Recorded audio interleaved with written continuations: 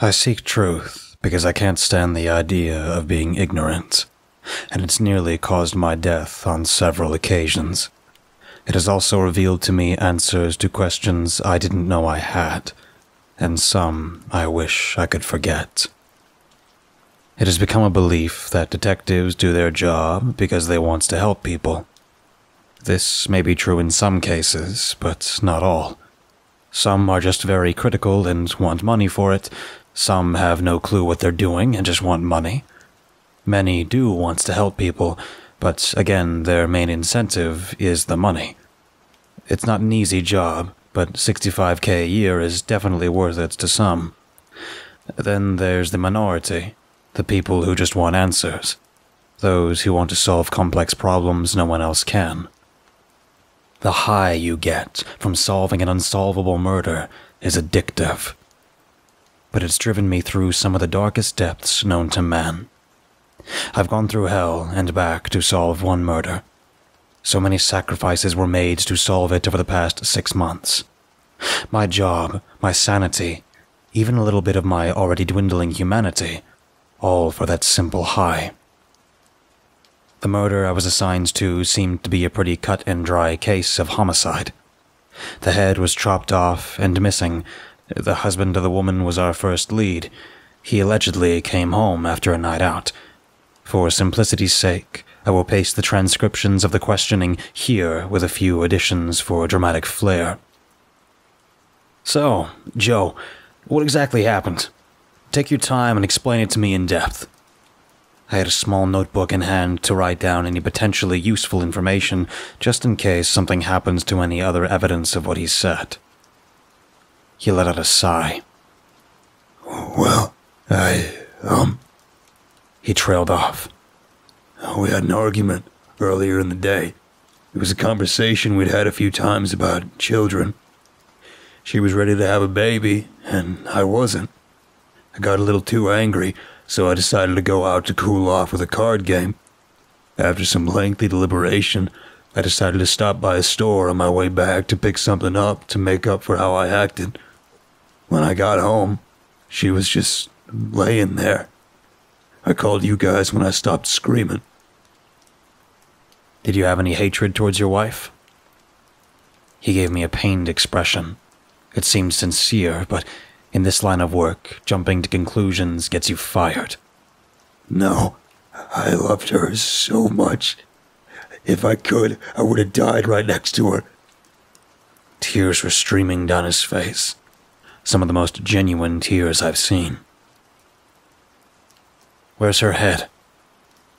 It was a simple question that was meant to sound rhetorical, but was meant as a test. How would I know? If you think I killed her, you're wrong. He was pissed, but I could see the sadness in his eyes as another tear fell. Did she have any enemies? Anyone who may have wanted her gone? Perhaps a spiteful ex? Maybe an old friend she left on bad terms with? He seemed to consider his options before answering. No one comes to mind. We've been together since college, and everyone loves her. Most of her friends stuck around, even after we graduated. Most of the guys back then always talked about how she was hot, but just way too talkative, so there's no one I can think of. You said most of her friends stuck around. Who didn't? It took him a bit to answer, while he sat in contemplation. Well, there were a couple people. A man and a woman. I think they ended up getting married to each other or something, and just kind of disappeared from our lives. We never really questioned it, since they were more into partying than us. If I remember right, their names were Eric and Paige Nudman. I had another lead. Getting first and last names of 2 potential suspects was more than I expected. I was really expecting it to be a cut-and-dry case. Did they harbor any animosity towards either of you? No. Everyone loved her. As for me, I can't think of anyone who would hate me. All right. I have everything I need. You may be questioned more by someone else, but I'm done here. Hopefully we can find your wife's murderer. I turns to walk out the door, a smirk slowly making its way across my face. The lack of information had begun to make its way through my brain, and I was getting excited. Notebook in hand, I walked out of the room to head to the man's house. When I got there, I recognized an officer standing guard at the entrance to the home as Deputy Muggs. He was newer and likely didn't recognize me, so I flashed my badge. "Detective Simmons, I was assigned to this investigation yesterday. I need in." Yeah, you were. We got a different detective running the show now. Just go on. I'm sure the lieutenant has something different for you. His gruff voice didn't match his relatively lanky body and wasn't intimidating. But if he were telling the truth, I'd have to report to Lieutenant Mays to figure out what was going on. He should have talked to me if he was handing the investigation over to someone else. Plus, the fact that he would tell Muggs before me was another curiosity I'd have to talk to Mays about. I bit my lip to keep myself from screaming in Muggs's face, and headed to my car without saying another word. I called him directly, not wanting to waste any time. I spoke the moment he answered the phone in as relaxed of a tone as I could manage. "Why are you cutting me from the investigation?" "Detective Simmons, how are you?" He sounded uncharacteristically level-headed. "Just answer my question, sir." "Listen, I have a new assignment for you, but I need you to come in before we can discuss it. The order is coming straight from Captain Hughes, so neither you nor I have any say in the matter." He hung up before I could respond. I put on some piano music to ease my ever-growing frustration before speeding out of the driveway. I didn't bother knocking as I barged into May's office. "What the fuck is going on?" I cleared my throat. "Sir." "Sit down. Just listen to what I have to say." He looked nervous, but his tone was relaxed as he gestured to the chair across from him. He had installed electronic shades a while back, and when I sat down, he turned them on, slowly cutting off all outside light. He continued in a hushed tone. "You're our best detective. I know that. But my hands are tied.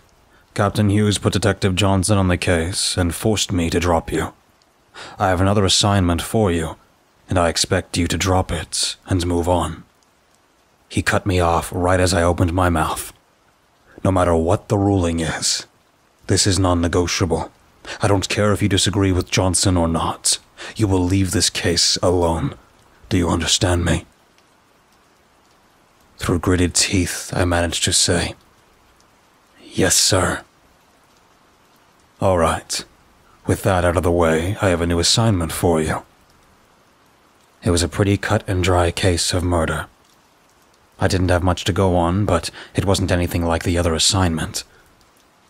By nightfall, I had already narrowed down the suspects significantly, and I didn't even have to leave my desk.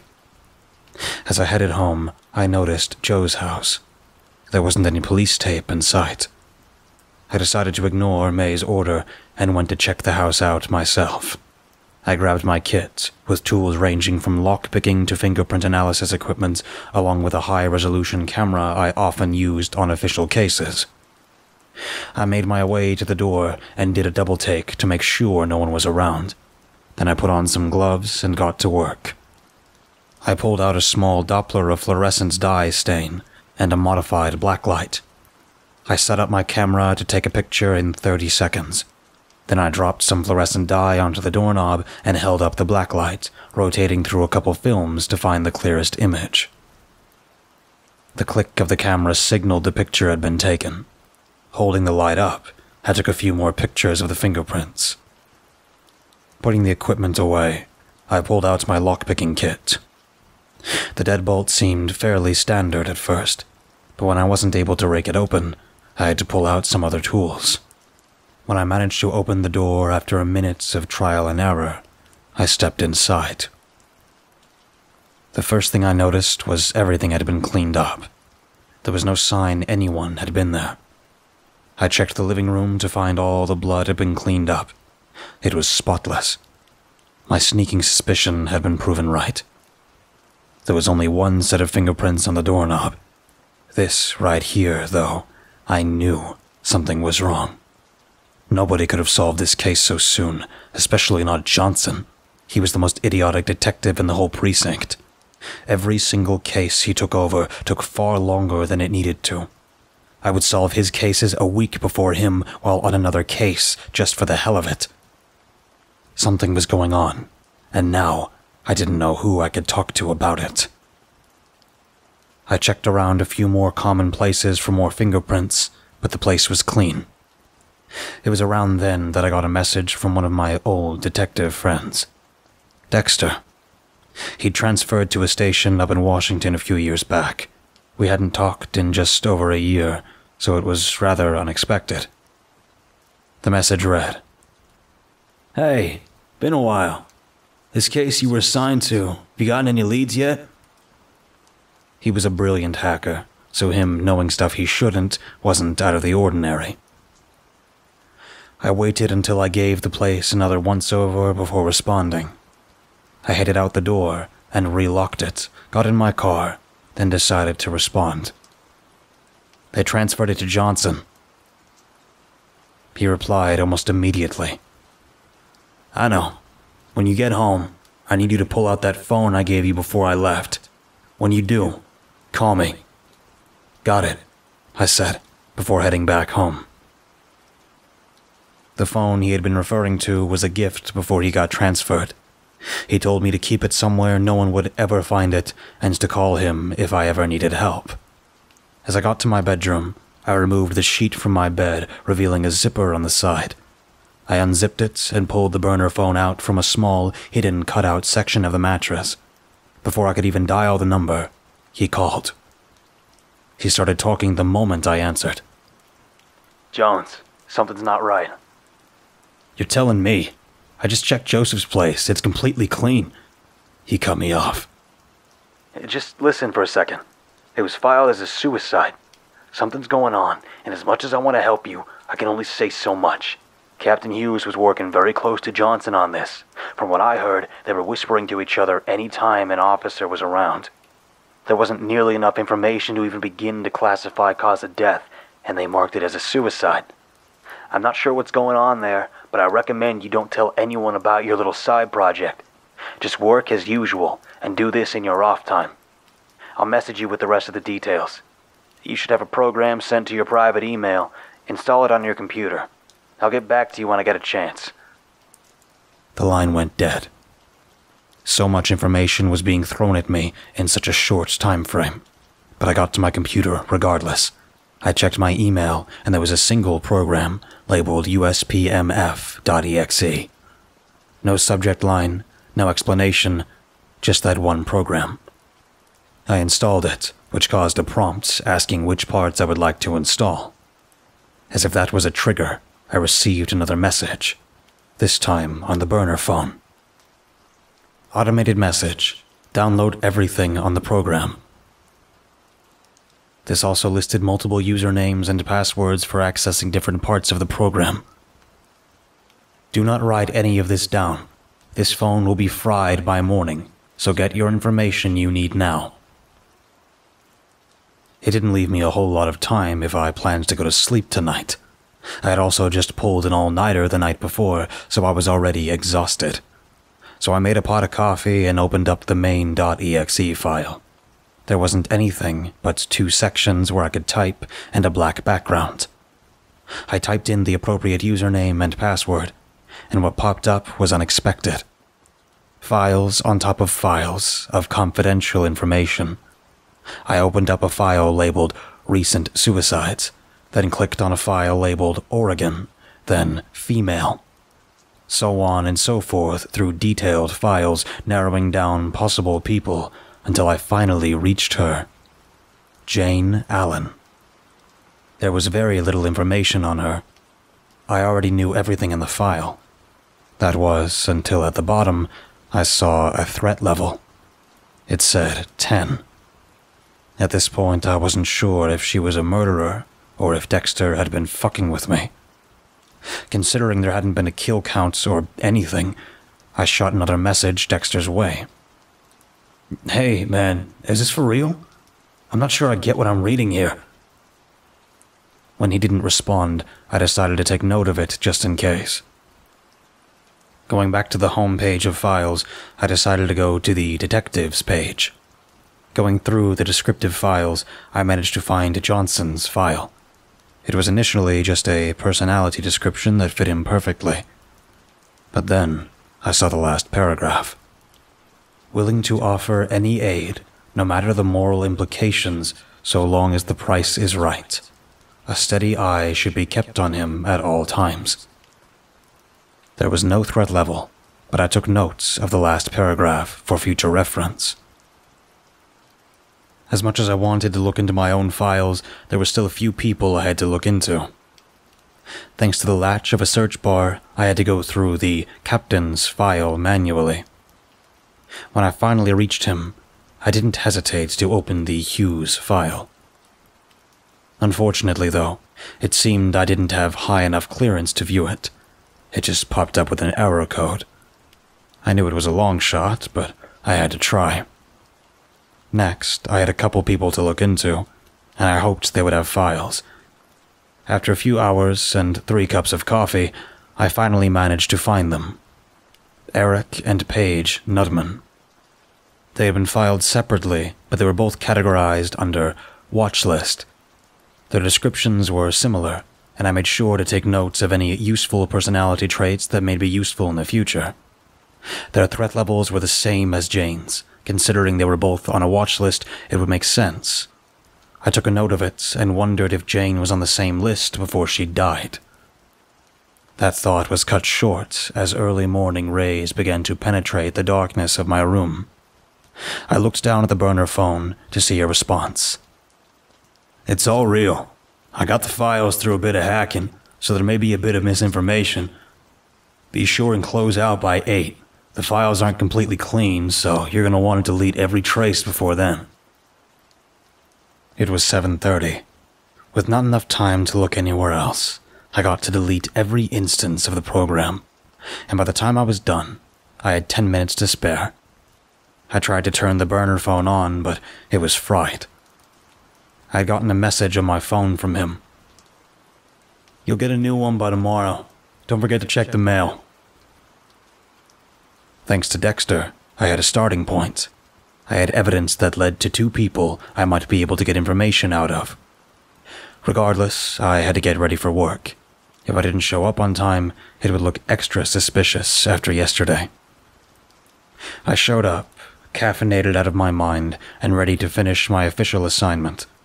But before I could sit down, Mays called for me. "Simmons, I need you right now." He looked far more serious today.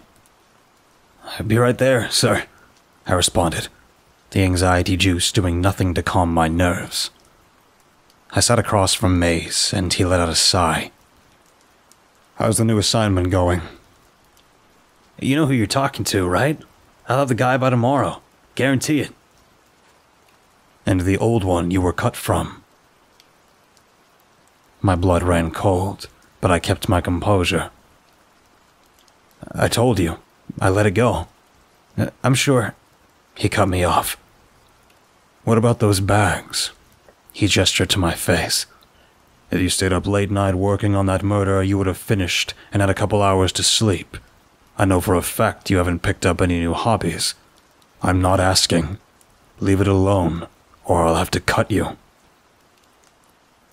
"From my current investigation?" He narrowed his eyes. From the Force?"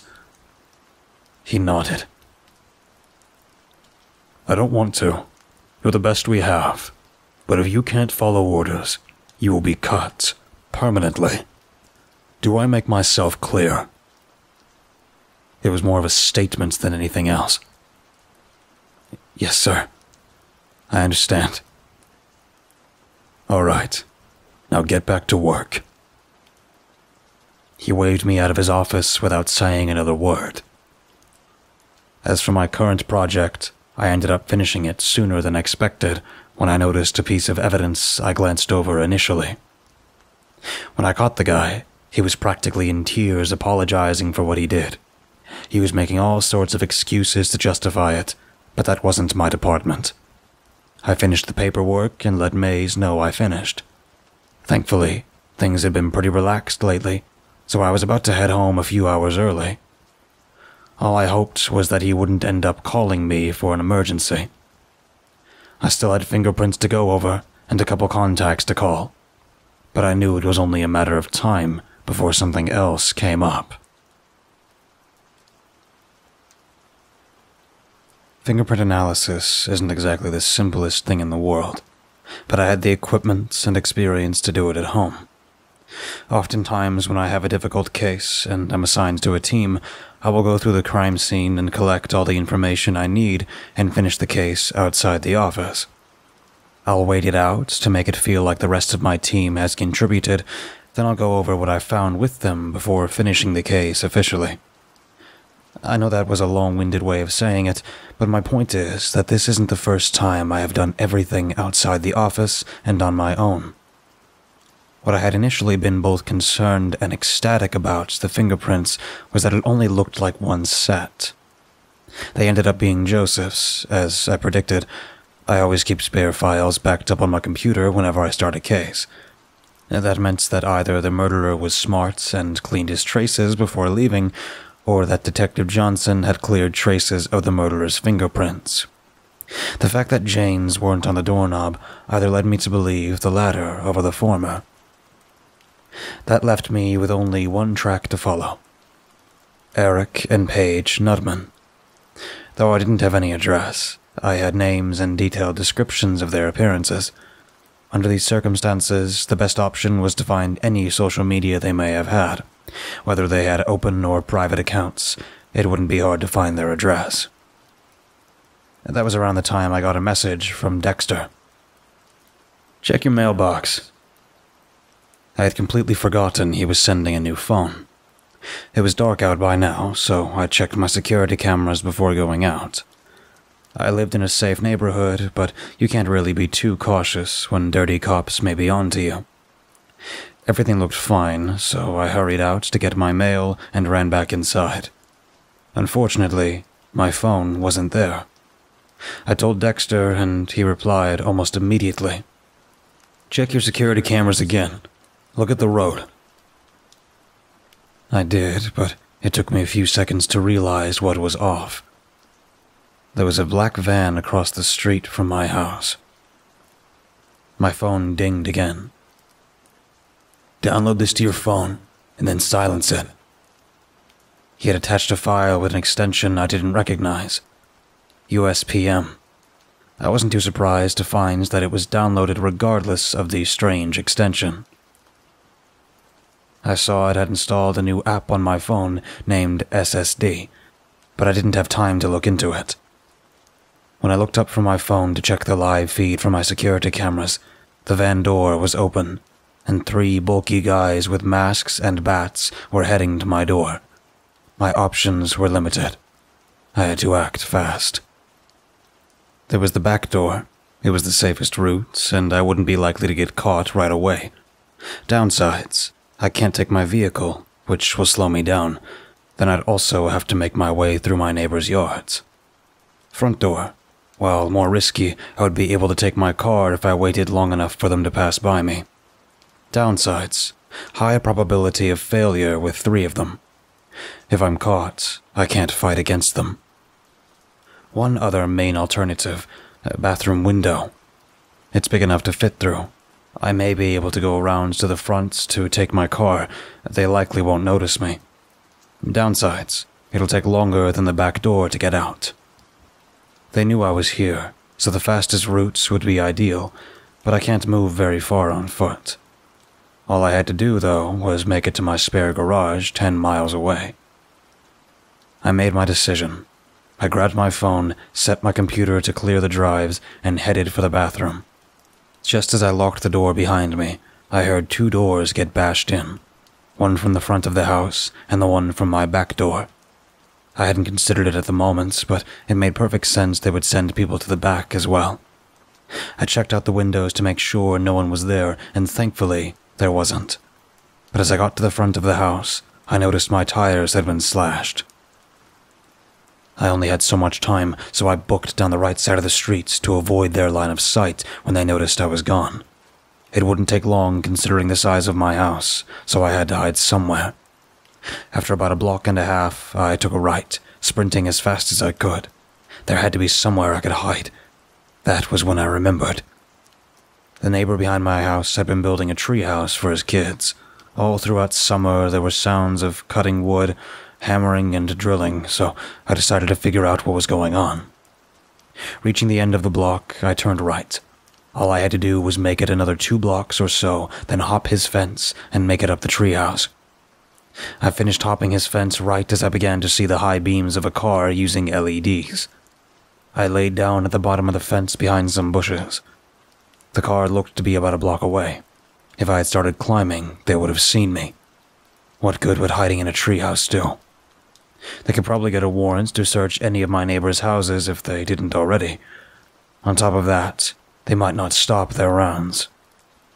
I went by slowly. They were clearly searching as much as they could without raising any commotion. It was highly probable they would have more cars surveying, so I waited. 2 minutes later, another car passed by. The moment it turned left at an intersection, I ran across the street, hopping a new fence. This one was taller and newer than the other houses, so I didn't have to hide. About a minute and a half later, another car passed by. It was so perfectly timed, it may have been the same car just circling the block over and over, but I couldn't tell. After 30 minutes or so, I hopped the fence and ran past where the cars were turning left. I barely managed to get into a bush before I saw a new set of headlights. They must have been speeding up their rounds. I had to do something. With how frequently the cars were coming by, I wouldn't make it very far before daylight. New cars can't really be hot-wired, and I lived in a nice neighborhood. But what else could I do? I could sprint in a direction I haven't seen them go yet, but there's the possibility they have patrols on practically every block. But if I keep doing what I'm doing, I'm bound to be caught. I could break into someone's house to steal their car keys, but again, it's a nice neighborhood. Everyone has security systems. Thankfully, the short amount of time I was on my neighbor's cameras tonight shouldn't be enough time for them to figure out my location. A car passed by and my phone vibrated. It was Dexter, but the message was coming through the SSD app now. "House to your right, now." I booked it, not questioning him. I couldn't think of anything, so I had no other choice. VVV, new message. "Whatever direction I say, go to the nearest house in that direction and hide. Then wait for my next instruction. You'll need to move as I say." Right as I finished reading VVV, "Forward." I did as he said. Now, it may be hard to believe anyone would put so much trust in someone. It was quite literally a life-or-death situation, but I had known him for years. I knew for a fact that someone like him wouldn't be corrupt like other people. He was just as interested as me in finding the truth. Sure, it could have been a facade for all those years, but it was all I had. VVV. "Cross the street ahead." It was 3 houses down, but I followed the instructions immediately, sprinting as fast as I could. When I finished hiding, VVV. "Don't sprint, just run."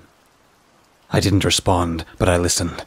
The house-to-house running went on for a while, until I began getting closer to a construction site that led into a forest. Then, VVV. "Full sprint to the construction site and into the forest. I'll be sending you the route to your garage shortly." I pushed my legs so hard and so fast I was surprised I didn't pull something. I barely made it behind a tree when I saw a set of LED headlights. Those were definitely new. All the other cars had used filament lights, but this one clearly wasn't trying to hide their intent. This became more obvious when they stopped in front of the construction site. VVV. "Run." When I saw that, my adrenaline started pumping like never before. Even more than when I saw my first dead body, or when I took my first life. It was like my very soul had adrenaline coursing through it. I don't remember a whole lot until I suddenly realized I was deep in the forest. Legs rubbery, lungs burning, all on top of a racing heart. I checked my phone to see 3 missed messages from Dexter. 12:20. Relax. You're pushing yourself too hard. 12:23. Slow down. You're gonna drop. 12:25. You lost him. You can stop running. The timestamps on the messages explained everything I was feeling. It was 12:30. I had been fully sprinting through the woods for a minimum of 10 minutes. I didn't know how I was physically capable of doing that, but I just wanted to relax. VVV. You finally stopped. You may be out of commission for a bit. I'll be sending you the path to your garage after this, but I won't be able to help you out much more than that. Then, as he said, he sent me a file labeled mapg.uspm that showed me the ideal route of getting to my garage from where I was. I should specify something. I say my garage, but that's not the case, really. Legally speaking, it is Dexter's garage that he has let me borrow multiple times. There are minimal cameras near the area. The garage itself has an untraceable car that he left for me while he moved. It told me it was in case I ever learned too much. I dropped by just enough to keep the car working, but I never actually got a chance to use it. While it may not have been for its intended purpose, that car he had left me was going to get its worth.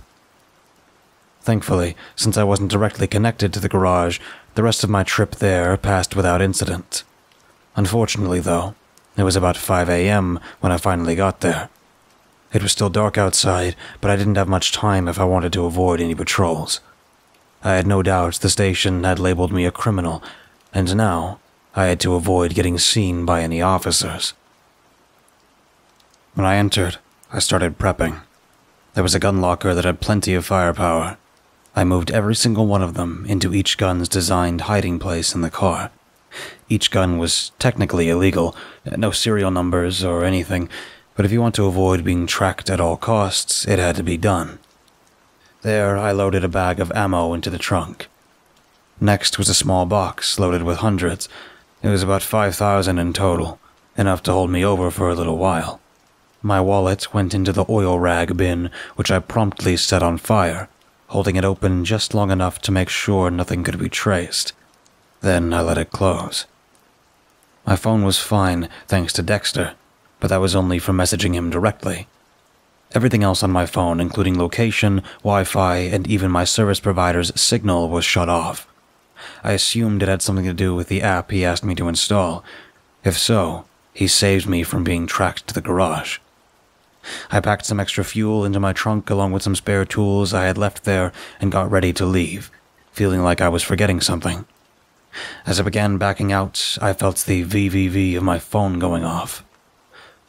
I finished pulling out, shut and locked the door, then checked my phone.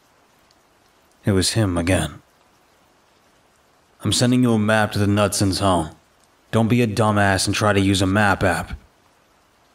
After that, he sent me a file called mapk.uspm.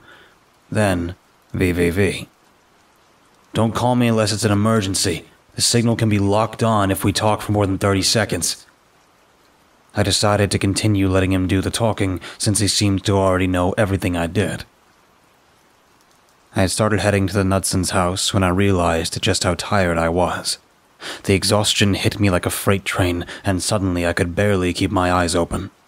I decided to muscle through it and not stop for at least 2 hours. If the police had labeled me a terrorist or something the night before, it would be a little while before citizens were actually looking for me. Night shift people will be the least likely to know I've got people looking for me. But that meant most places would be getting their morning shift staff in before too long. I had to go in and hope the news hadn't reported on me yet.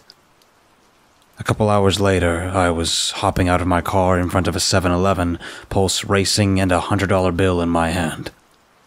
Go in, get coffee, get out. Go in, get coffee, get out. I repeated to myself, trying to will good fortune into existence. It was ridiculous, but that was all I had. I walked in nonchalantly, like I was just your average guy getting ready to start a job they hate. Coffee was a good option, but the taste only lasts so long. I had to get something sustainable for long periods of time. Energy drinks it is. I got a couple 10-packs of the kidney stone-inducing fluids and headed to the counter. A rough night? The cashier asked without looking up. Yeah, you could say that. He scanned both of the items and looked up to tell me my total. The look in his eyes was all I needed to see to know that I fucked up. I grabbed the drinks and booked it to my car, leaving behind the 100. I may be a terrible person, but I'm not a thief. I threw the boxes of drinks into the back of the car and peeled out. That was when I realized what I'd forgotten to do earlier. I didn't change. I cursed myself as I turned right into a one-way, immediately realizing my second mistake as a car narrowly missed me, honking the whole time. I pulled a sharp U-turn and was back, driving in the right direction. The sudden spike of adrenaline nearly caused me to puke. I steadied my breathing and tried to relax. The sleep deprivation combined with repeated adrenaline rushes and lack of food must have been messing with my critical thinking. I had to find somewhere to recuperate, but being alone made that a very dangerous move. I had a friend in town that I met through some detective work that could help me out. Only thing is, I didn't know if I could trust him. After heavy contemplation and a couple cans of anxiety juice, I decided it would be my best interest to go and visit him. The drive wasn't too bad, but the large number of police cars roaming the streets made it stressful. Eventually, I made it, but when I knocked on his door, there was no answer. There was a very specific knock he asked me to use, and I thought I messed it up somehow, so I tried it again. But there was still no response. I realized his car wasn't even outside, so I figured he must not have been home. As I looked down, just about to turn around, I noticed a business card lying just in front of the door. I picked it up, but the only things on it were an address and a word. Hornet. The card hadn't been there when I walked up, so I figured it must have been for me. As I sat in my car, I sent Dexter a message. Just the address. Nothing else. He responded shortly after with a map I could use. The drive was long. I had to make it to the coast, then head down some side roads that got my mind racing with paranoia. I could barely hold my eyes open despite my constant adrenaline. Soon enough, though, I came to a tall, old wooden building with foggy windows. There was a single light above a chipping red wooden door with a hulking man standing in front. A small gravel lot sat beside the building, appearing to only have enough space for 8 or so cars. I decided to park and make my way to the door. The man looked down his nose at me. You lost, buddy? We ain't got maps out here, so you better scram. Somehow, his unexpectedly normal southern accent terrified me more than the thought of a deep, gravelly one. It was something about how his hick-like voice didn't quite match his build. I responded with the only thing I could think of. Hornet. He stopped, looked down his nose for a second to give me a once-over. Gone in, then. I was sort of surprised it worked. I was half expecting it to have been a ruse to get me killed. Even if everything was going smoothly so far, there was still potential for everything to go to shit, so I walked in hesitantly. The inside looked almost like a tavern, but one of those old ones, back before the light bulb was invented. That's not to say they didn't seem to have any current-day technology. It was more just the atmosphere and appearance was that of an old tavern. There was a bulky guy standing at a cash register at the main counter. Hey, I don't mean to disturb you, but do you know why I got this? I asked the man, holding out the black business card. He grunted, gesturing to a table with someone sitting at it. I was really hoping I could get this done and over with as soon as possible, so I headed over to meet with the man. Ah, you're finally here. Come, sit. The combination of his grim appearance and jovial British accent gave him an otherworldly feeling. I couldn't quite get a read. He had dark, nearly completely black bags under his glazed-over eyes. His neat brown hair was tied back into a ponytail. The charcoal suit he wore contrasted his teeth, causing them to look almost pure white. I slowly sat down. "Who are you? On top of that, why'd Chad send me to you?" He chuckled with a sadistic undertone. "He's been rather busy, as of late, though he knew you required assistance.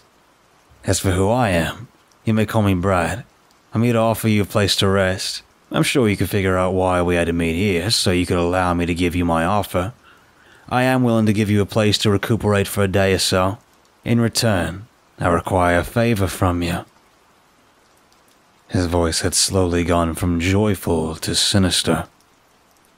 I decided to play along. "What kind of favor would that be? You want me to sell my soul or something?" I laughed. He didn't. The silence slowly became uncomfortable. That's when he spoke. "No, I don't want your soul or anything like that. Just when I need some help, I'll call you up, and you'll come no matter what you're doing. It could be at any point in the future. I may never end up needing your help. It all depends on what the future holds." I'd like to say that I actually thought about my answer, that I took the possibilities into consideration before making any hasty decisions, that it took me a while before I decided to recline, but as I said before, I was sleep-deprived. I wasn't in a state to make good decisions requiring critical thinking. I said yes, which is when he pulled out a contract. "Now, I'm going to need you to sign this in your blood." Had I been in a better state of mind, I would have realized he was being sarcastic. Excuse me?" He let out a deep, bellowing laugh, like I had just told him the funniest joke in the world. "I'm just fucking with you. No contracts have to be signed in blood." He handed me a pen, and I signed the paper without reading it. "All right. Well, we ought to get going then. Though I don't exactly have a car with me, I'd appreciate if you could drive us to my place." I let out a sigh from deep in my stomach. "Yeah, no problem." The drive was only about 15 minutes on gravelly back roads, but I made the most of the time I had. "What was that place?" "I presume you heard of Contract Killers. It's sort of like that, but with a twist," he said with a grin. "What's that supposed to mean?" "You'll find out eventually, I'm sure. I don't think you'll like or believe the answer. Let's just get to my home so you can rest up. Any questions you have will be answered in due time." He began to roll the window down as he lit a cigarette. Generally, I would care if someone did this, but I didn't know him. He was a wild card. Besides, at the time, I thought the car was only going to be temporary. I pulled up next to a white sedan in front of the man's home, which turned out to be a large log cabin. I didn't hesitate to shut off my car and follow the man inside. He pointed me to a room. I walked in, fell onto the bed, and passed out.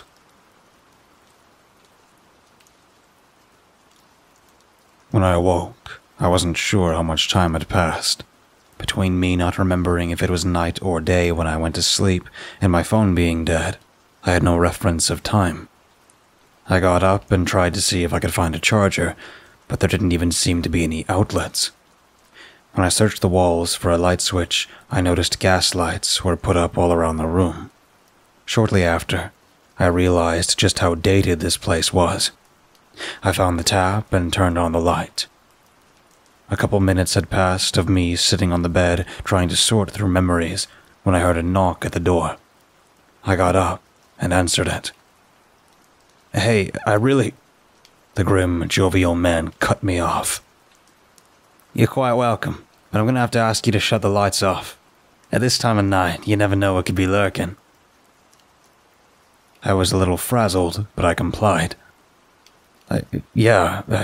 Sure," and turned off the lamp. Before he could turn to leave, though. Hold on, do you have a USB-C or even just a portable charger or something? I really need to charge my phone, and I don't know how long I've been out." He looked a little confused, like he'd never heard the terms I'd used. "I gotta be honest, I don't know what the first thing you asked for is, But if you need an outlet, it's gonna have to wait. In case you couldn't tell, I'm not really with the times. He let out a chortle. It'll only be a couple more hours before daylight, so you should be able to charge your phone in your car or something. They can do that now, right? I let out a sigh. Yeah, they can. Is it really that dangerous out there, though? I don't exactly have the most time on my hands right now, I said, impatience creeping into my voice. Unless you fancy getting your limbs torn apart by wendigos and the like, I advise you stay inside. I let out a loud ha impulsively and tried to compose myself. So, you're telling me there's creatures in those woods, and you believe in wendigos and stuff? What, is Bigfoot coming over for a tea party tomorrow too? I always found people like him to be crazy. Not in the literal sense of the word, but damn near that. It was just the idea that other intelligent life existed on Earth that humans hadn't killed yet. I mean, people are awful by nature. They demonized their own people and basically made them legally land. Every year, thousands of humans get slaughtered over money, pieces of paper that we're told are worth something just because the government said it was. If there was other intelligent life, it would have died off long ago. He grinned. The amount of confidence he had was almost comedic. Well, if you'd like to go to your car, I won't stop you. Alright, I'll be in my car then. I didn't care how confident he was that mythical creatures existed. I'm not gonna roll over and give up on logic because some crazy guy was telling me I'm gonna get eaten by some tall tale. When I headed outside, I did notice something out of the ordinary, though. The entire forest was silent. No sounds of crickets, owls, not even a rustling of branches. This was something to be concerned about. Even if there weren't mythical creatures in the woods, there was still black bears, wolves, and a number of other animals lurking in the dark. As a kid, I used to go hunting with my grandfather, and he would always tell me, a silent forest is the most dangerous kind. He would tell me long stories about friends who had nearly died after the forest went silent. Of course, the logical reason is because when predators come out to eat, nothing wants to be eaten, so everything shuts the fuck up. My point is, that knowledge was cemented into me for years, so the moment I opened the door to hear nothing, I immediately went back inside. Brad was sitting on a couch in the half-kitchen, half-living room, smoking a cigarette and reading a tiny book. As I approached to sit on the couch with him, I noticed a full ashtray on the coffee table in front of him. Yeah, you got something out there, I remarked casually, trying to imply that I still didn't believe him with the tone of my voice. Yes, I'm aware, was all he said. Shortly after, he flipped the page of his book. Sitting down, I let out a sigh, a habit I had grown too accustomed to from living alone. I know you're reading a book and everything, but can we just talk or something? If I'm going to be sitting here doing nothing, I might as well get to know you a bit better. He put his book down beside the ashtray and put out the rest of his cigarette. What's your impression of me? Chad said you were a good detective. He said you were probably the best he'd ever seen. I chuckled a little. Well, I probably am. Not to be cocky, but those aren't exactly the highest standards. Well, your confidence has me intrigued. What do you get from me? I laughed again. I'm not a mentalist, but sure, give me a second. I put my elbows on my knees and got into my realm of focus. After a minute or so, I had my answer. You had a rough childhood. I'm guessing your parents didn't mean to have you, and they didn't love or care about you. They likely put you through the ringer just to get some use out of you. You either ended up killing or nearly killing one or both of them, hence the clear trauma you suffer from. Then, as you got old and began to learn more, you went out on your own the moment you were able to. You never settled down with anyone, or you ended up losing someone you did love, and never found another person like them. I'm also guessing you're right around your 60s to 70s. He grinned, Oh, is that so? What makes you think that? I can tell you were trying to make it hard, but here goes. I took a deep breath to get ready for the info dump. Your bags were a dead giveaway you have sleeping problems. Combine that with the dead fish look in your eyes, and it's obvious you've seen some shit. Things like PTSD, anxiety, depression, and a bunch of other psychological problems tend to have that little bonus effect of insomnia. Since I hadn't seen any telltale sign of any in particular, I had to really focus on that look in your eyes. The main conclusion I came to was PTSD or something like it. Initially, I thought you may have been in a war, so I looked at the only exposed part of your body, your hands. The scars initially looked like they could have been from war. The only problem is they're stretched. So clearly, you got them from your younger days. Maybe your preteen or teen years based on how stretched they are. Most kids, even back when you were young, didn't get that mangled. Combine that with everything else, and it seems pretty obvious. He nodded, acknowledging something, but I couldn't quite tell what. And what about my age, and the rather presumptuous accusation that I didn't love for long, if at all? He smirked, clearly thinking I just pulled it out of my ass. Your age was pretty easy. Your hands are a little cracked and clearly not exactly new, but that's not really enough to go on, is it? He nodded, pushing me along. Well, you see, that's where the rest of your face comes into frame. In passing, you would appear to be late 40s, maybe early 50s, but your face is drier than it should be for that age. Not to mention your larger than average pores, at least for that age range. As for love, you don't have that look that tells me you're in or ever have been in love. You have no signs of a wedding ring either. So either you had love in the past and lost it, which contributed to your current psychological problems, or you had too bad of trust issues after your childhood to even bother with it. He was about to say something when I remembered something else. Also, chain smokers don't tend to be the happiest people in the world. I gestured to the tray in front of him. Well, I gotta say, I think he was right about you. No one's ever gotten as close as you did, but you clearly still have a lot to learn. I understand Chad's wording now. He let that final comment linger. What do you mean by that? I asked, after an uncomfortable amount of time. I'm sure time will give you the answers you're looking for. You're critical for being human. I wasn't sure if he meant that the way it sounded, or if he could see my main weakness somehow. Well, you have anything else lying around I could read? Can't exactly do much right now. He had a bookshelf full of foreign and not-so-foreign-looking books. Some were old, some new. At least half didn't even have English titles. I pulled off a particular book that caught my attention. Last Stand was printed gold on the binding and the cover. Aside from that, it was completely black. While I'd love to tell you what it was about, I honestly can't really remember. I sat down, and 50 pages later, it was light outside. I immediately hurried outside. As I heard the morning birds chirping, I started my car up and began charging my phone. After a minute or so of waiting, I turned my phone on to find 5 missing messages from Dexter. Yesterday, 12:34 a.m. Hey, your phone went offline. Message me when you get this. It's urgent. Yesterday, 3:34 a.m.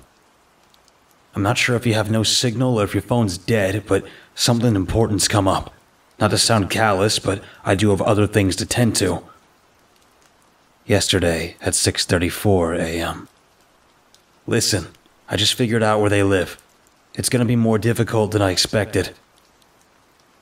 Yesterday, 9:34 a.m. Something's off with that town. I'm not sure you should be doing this. It's like everyone there I'm not sure how to describe it. 23 minutes ago. You aren't safe. With that list of messages, I decided I should probably respond to him. Hey man, what's going on? What do you mean something's off with it? I sat there, waiting to see if he would respond, but after a few minutes had passed, I decided to head back inside to talk to Brad before leaving. Hey, I appreciate you giving me a place to sleep and everything, but I still have a whole plate of shit to do. You want my phone number or something so you can get a hold of me when you need help? He responded, kind of distracted. Yeah, I'll have Chad contact you or something. If you need me for anything, you know where I live and my price. He waved me off, focusing on his book more than our conversation. When I got back to my car, I double-checked I had everything still in it before heading back in the direction of the tavern-like bar. On the drive, my mind kept jumping to worst-case scenarios. What if Dexter is dead? No, he's a capable guy. He's probably just busy with work. What if Brad asks me to kill someone? There are so many things he could ask for before that. Besides, the guy probably has plenty of contacts with how off the grid he is. What if the town is some kind of experiment? I mean, the government has been known to do shit in the past. No, there are plenty of other reasonable alternatives to his message. Maybe it has a high murder rate or something. But he said something was off with the town. What could he have meant? Rare species of dangerous animals? Corrupt police there? Right around the middle of all the intrusive thoughts I was having, I passed the bar, which brought up another question. How was it still up and running? There had to be a reason it was there of all places. I contemplated it, trying to remember what all had happened the night I had gone in. Then, a tiny detail hit me like a freight train falling from the sky. There was a noticeable board I had passed at the entrance. I couldn't remember exactly what was on it, but I remembered there were sheets of paper, and I could have sworn there were prices on at least one or two of them. I sped up to the point gravel was flying up and hitting my windows. I kept going until I hit the pavement again. The weight of that information was enough to push me as far away from that fucking contract bar as possible. Everyone's appearance suddenly made a lot more sense. Bulky barkeep, bulky guard. The few people who were in there all had scars and were wearing dark clothing. I ignored all the advice Dexter had given me and headed straight for the town. Luckily, I had kept the digital map he had sent. It was deep into the eastern part of Oregon. It was going to be a long drive through a lot of mountains, and I was low on gas. I presume most of you aren't familiar with Oregon's landscape, so let me give you some reference. I was near the beach in Tillamook, so I was roughly 400 miles away in a straight line. Taking roads into account, the total drive was around 550 miles. At the time, pumps were self-service due to the pandemic, so, fortunately for me, I would just need to keep my head down and make sure I wasn't recognized. A sudden vibration from my phone alerted me that I had a notification. Looking to the top of my screen, I saw that it was from Dexter. I drove until I hit a stop sign to open the message. 5 minutes ago. I can't say much, but you definitely shouldn't go alone, if at all. I have a few contacts at the Spirit Mountain Casino. It'd be on the drive to the town, so you won't waste much time. All you need to do is go to the lodge and knock on the front door. Tell the guy who answers that I sent you, and just follow him. I'm pulling a lot of strings out of my ass for you on this, so please, just don't fuck it up. I sent him a quick, got it, before a car behind me honked. Pulling into the nearest gas station I could find, I got out of my car and began pumping. While I waited, I took a quick glance around to observe my surroundings. A woman, probably in her late teens to early 20s, stood at a gas pump on the opposite side from me. I had taken the furthest one from the store to avoid one of the employees seeing me. This may have been a good time to put on a mask to keep people from seeing what I looked like, and I wish I had thought of it at the time. Unfortunately, the lockdown had only very recently happened, so I didn't remember to bring one with me while I was being chased by bloodthirsty cops. Around the $20 mark, it seemed the woman had finally figured out how to use the pump. Turning her head up and looking around with an embarrassed look on her face, her gaze met mine, and I could see a twinge of recognition in those strangely red eyes. As she pulled her phone out, I quickly pulled the nozzle out of my car and hopped in. I peeled out of there so fast, had there been anyone on the roads, I would have caused a multi-car collision. As I settled onto the road, only going 20 over the speed limit, my mind raced. Sure, there's no way they can track my car through any conventional methods, but if someone sees me in my car, that's just another witness. I shook my head. Shit just keeps getting better and better, huh? I chuckled to myself, before screaming a long list of profanities at the top of my lungs. Then, calm. My mind was empty. All I could hear was the sound of the road and the sound of my engine. That was until the red and blue flashing started going off behind me. Suddenly, I could hear sirens and my mind began racing again. Why the fuck do they always happen to run into me when it's the most inconvenient? Just relax. You just need to focus on the problem at hand. This is no different from all the cases I've solved. In fact, it's even easier than that. I just need to lose him on some back roads. Can I even outrun that thing in this shitbox? Of course I can. I've lost people in worse situations than this plenty of times. I slammed on my brake, taking such a sharp left it probably gave the cop behind me contact whiplash. I sped onto the road. Looking behind me, I saw the cop was still trying to turn onto it. I had a head start, but it was only going to be really useful if... I took a hard right, turning onto the first road I saw. About 15 seconds passed before a hard left. I kept at it until I had taken so many roads I found myself back at the first road I had turned onto. The cop was nowhere in sight. With that, I continued cautiously towards the casino. Luckily enough, nothing else interesting happened on the drive. When I got there, I double-checked Dexter's instructions, then headed to the lodge. After knocking, I waited for a bit before a Native American-looking man opened the door. Hello, sir. Dexter sent me. He gave me a once-over, then turned around and began walking, gesturing for me to follow. As I did, he took me to an employees-only door that led to multiple elevators. I assumed this part must have been meant for workers' convenience. He walked into the second elevator on our right, and I followed suit. When I entered, he pressed a button at the bottom of the panel that had no marks on it. As we went down, he said nothing. Respecting his privacy, I didn't try to make any small talk. After a few floors, the elevator stopped, and the doors opened to a room with a number of different gambling tables, one of which had 4 people around it, all seeming to be playing Texas Hold'em. Hey, would you look at that? Jones is finally here. You care to join us? Yelled a clearly intoxicated, burly Texan. Exiting the elevator, the Native American man closed it behind me, leaving me in a room with a drunken behemoth and 3 wild cards. Sure, I got some extra money. Dexter told me you guys would be here, but didn't actually give me any of your names. You think I could get them? I had to seem weak, at least for now.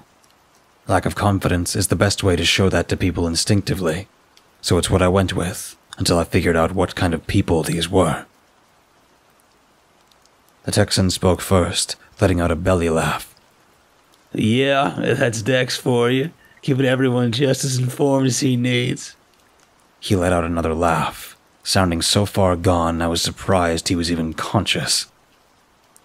My name's Tucker, but you can just call me Tucker.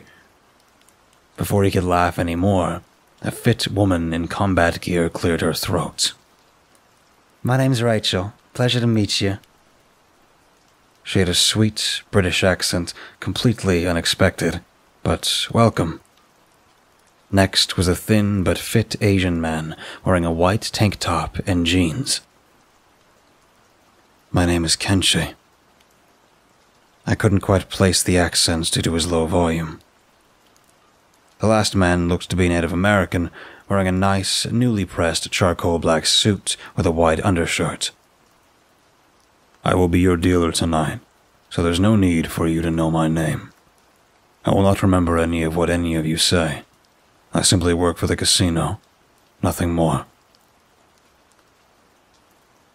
The overall feel of the room was hard to pin down. Like Dexter intentionally made sure everyone here would express themselves differently.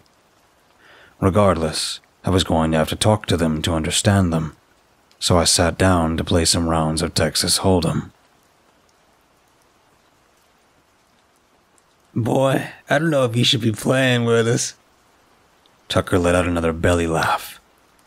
I had just lost my third game in a row, and I was running low on chips. Rachel spoke next. You can bow out whenever you like. There's no shame in it. She seemed to be a very sweet and genuine person. Conversely, Kenshi had yet to say anything the entire time we had been playing. A loud and obnoxious drunk, a kind and quiet woman, and a silent, stoic type. All three of them were so different, they must have been set up at the last moment by Dexter. I'm fine, thanks. I'm ready to really get into this game now, I said, with an unusual air of confidence. I had been intentionally losing until now to see what kind of people and players they were. Now that I'd figured them out, I was ready to win. Tucker let out yet another drunken laugh. So, you're getting serious now, eh? His demeanor suddenly changed. Guess I am too, then. You're down too many chips to keep reading me. He no longer sounded drunk. Did he figure out what I was doing before I even came down? Did Dexter give him a heads up or something? I mean, it's possible, but it doesn't seem like that's what it was. He was a smart guy. He must have been reading everyone this whole time. And now that someone he saw as a worthy opponent had shown their true colors, he saw fit to reveal himself as well. Rachel looked between the two of us, who were now holding aggressive eye contact. What really brought you here, Tucker? You clearly know Dexter pretty well based on your comment earlier. I replied. He chuckled. Yeah, I haven't heard him talk about you before. But then again, he doesn't really seem to like to talk about himself now, does he? You want to know what he and I do? I said nothing as he paused. Well, you see, I'm kind of like his partner. Not in a sexual way, but to use terminology you'd get, I mean like cops. We're partners in that sense. We got a couple other buddies we work with, but what I'm getting at is that I know him pretty well. We've been through plenty of near-death experiences together. I get that he knew you when you were younger, and he's trying to help you. But I don't think he realized the grave you're digging yourself. I get what you're going for. You want to help some guy. But it ain't worth it. I was about to say something, but Rachel cut me off. Sweetie, I don't think you fully grasp the severity of the situation. I looked at them both. Are you fucking kidding me right now? I'm not doing this for Joseph's sake. I'm doing this because I want to know what the fuck is going on. I can't stand having shit hidden from me. Do you really think I became a detective to help people? I did it because I'm a selfish asshole who craves knowledge. I only do this job because not knowing shit terrifies the ever-living fuck out of me. So don't sit there and talk down to me like I'm some fucking kid. I've seen shit that would put most people in a mental hospital. All of it was just to satiate this unquenchable craving for knowing the unknowledgeable. Kenshi cut me off as I took a deep breath in. I know what it sounds like, but there's so much you don't know. The truth is, I don't think you'll be willing to accept our knowledge without proof. Trust me, the proof is far more terrifying than you could possibly imagine. Just fucking tell me. I'm not some kid. Rachel sighed. Fine. Don't say I didn't warn you. Just as she said that, I heard a tearing noise and lost all breath from my lungs.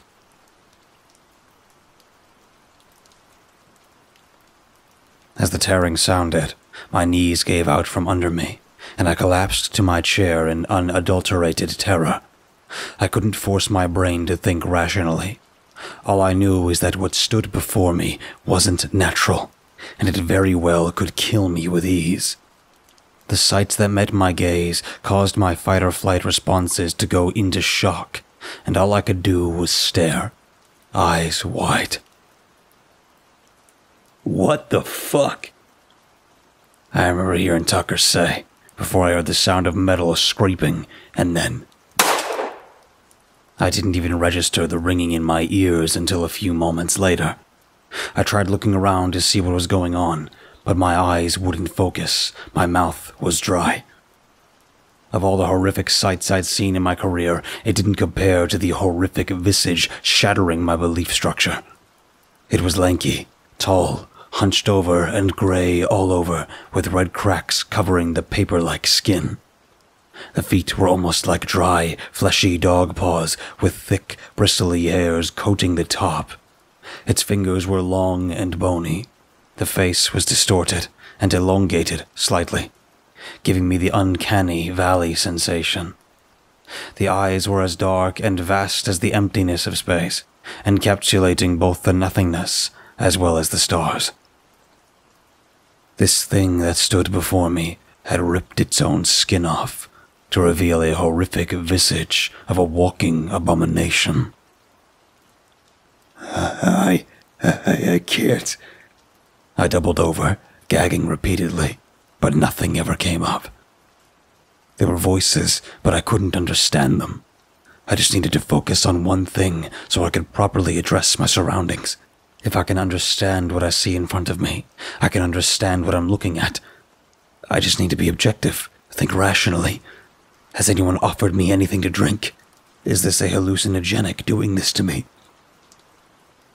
A hand was placed on my shoulder and my mind stabilized. I looked up, and it was Kenshi. What? He cut me off. You'll understand everything in due time. Now look at her.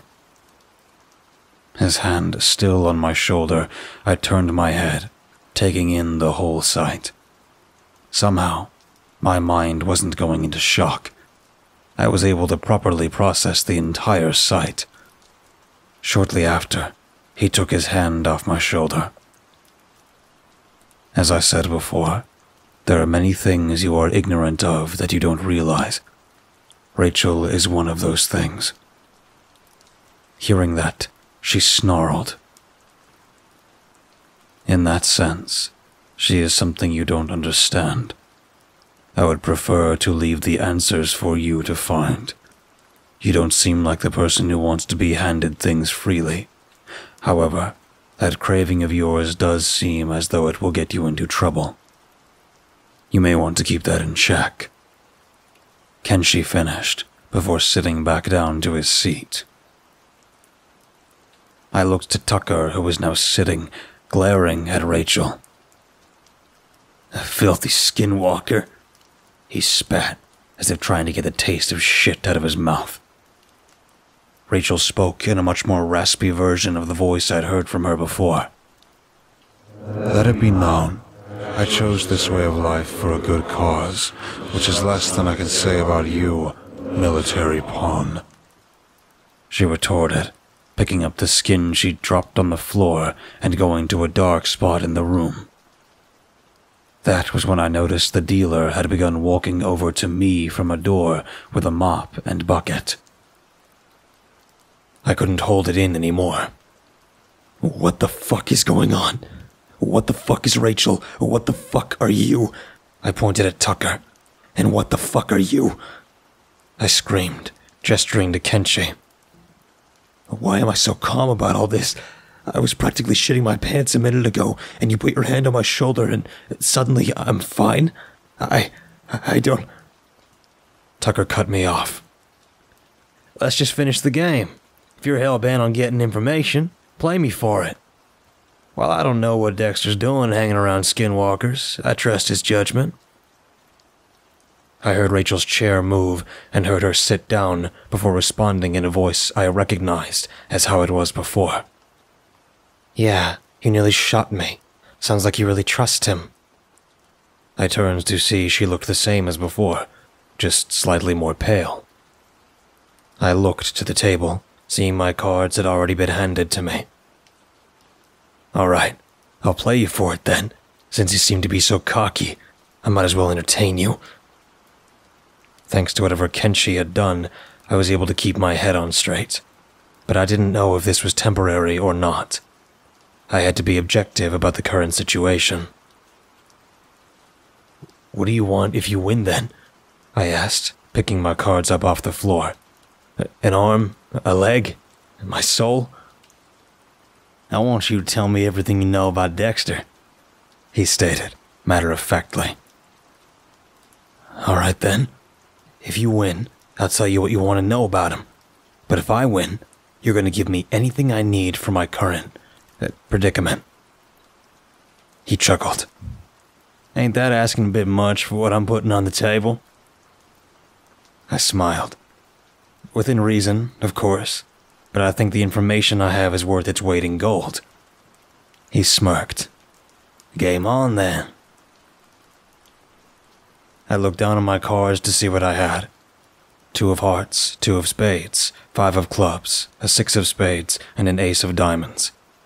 It was a pretty shit hand under most circumstances, but I'd been counting cards the whole game. I looked up to see Tucker slightly grimace at his cards, just enough to notice, but not enough to be intentional. Rachel started off with 1 chip, being small blind. I raise you 50, I said, throwing in 2 green chips. Rachel tossed her cards to the dealer. Kenshi called, but then, I'll see you 51, and I'll raise you 150. Tucker smiled. Looking back to my hand, I thought back, making sure I'd counted correctly, then called. Guess I'm all in. I smiled back at him. Call, said Kenshi, throwing in 2 more chips. The dealer flipped the first card, 3 of diamonds, then the second, 7 of hearts, third, king of spades, fourth, jack of spades. Moment of truth. As the dealer flipped the final card, my expectations crashed into a wall to burn into embers.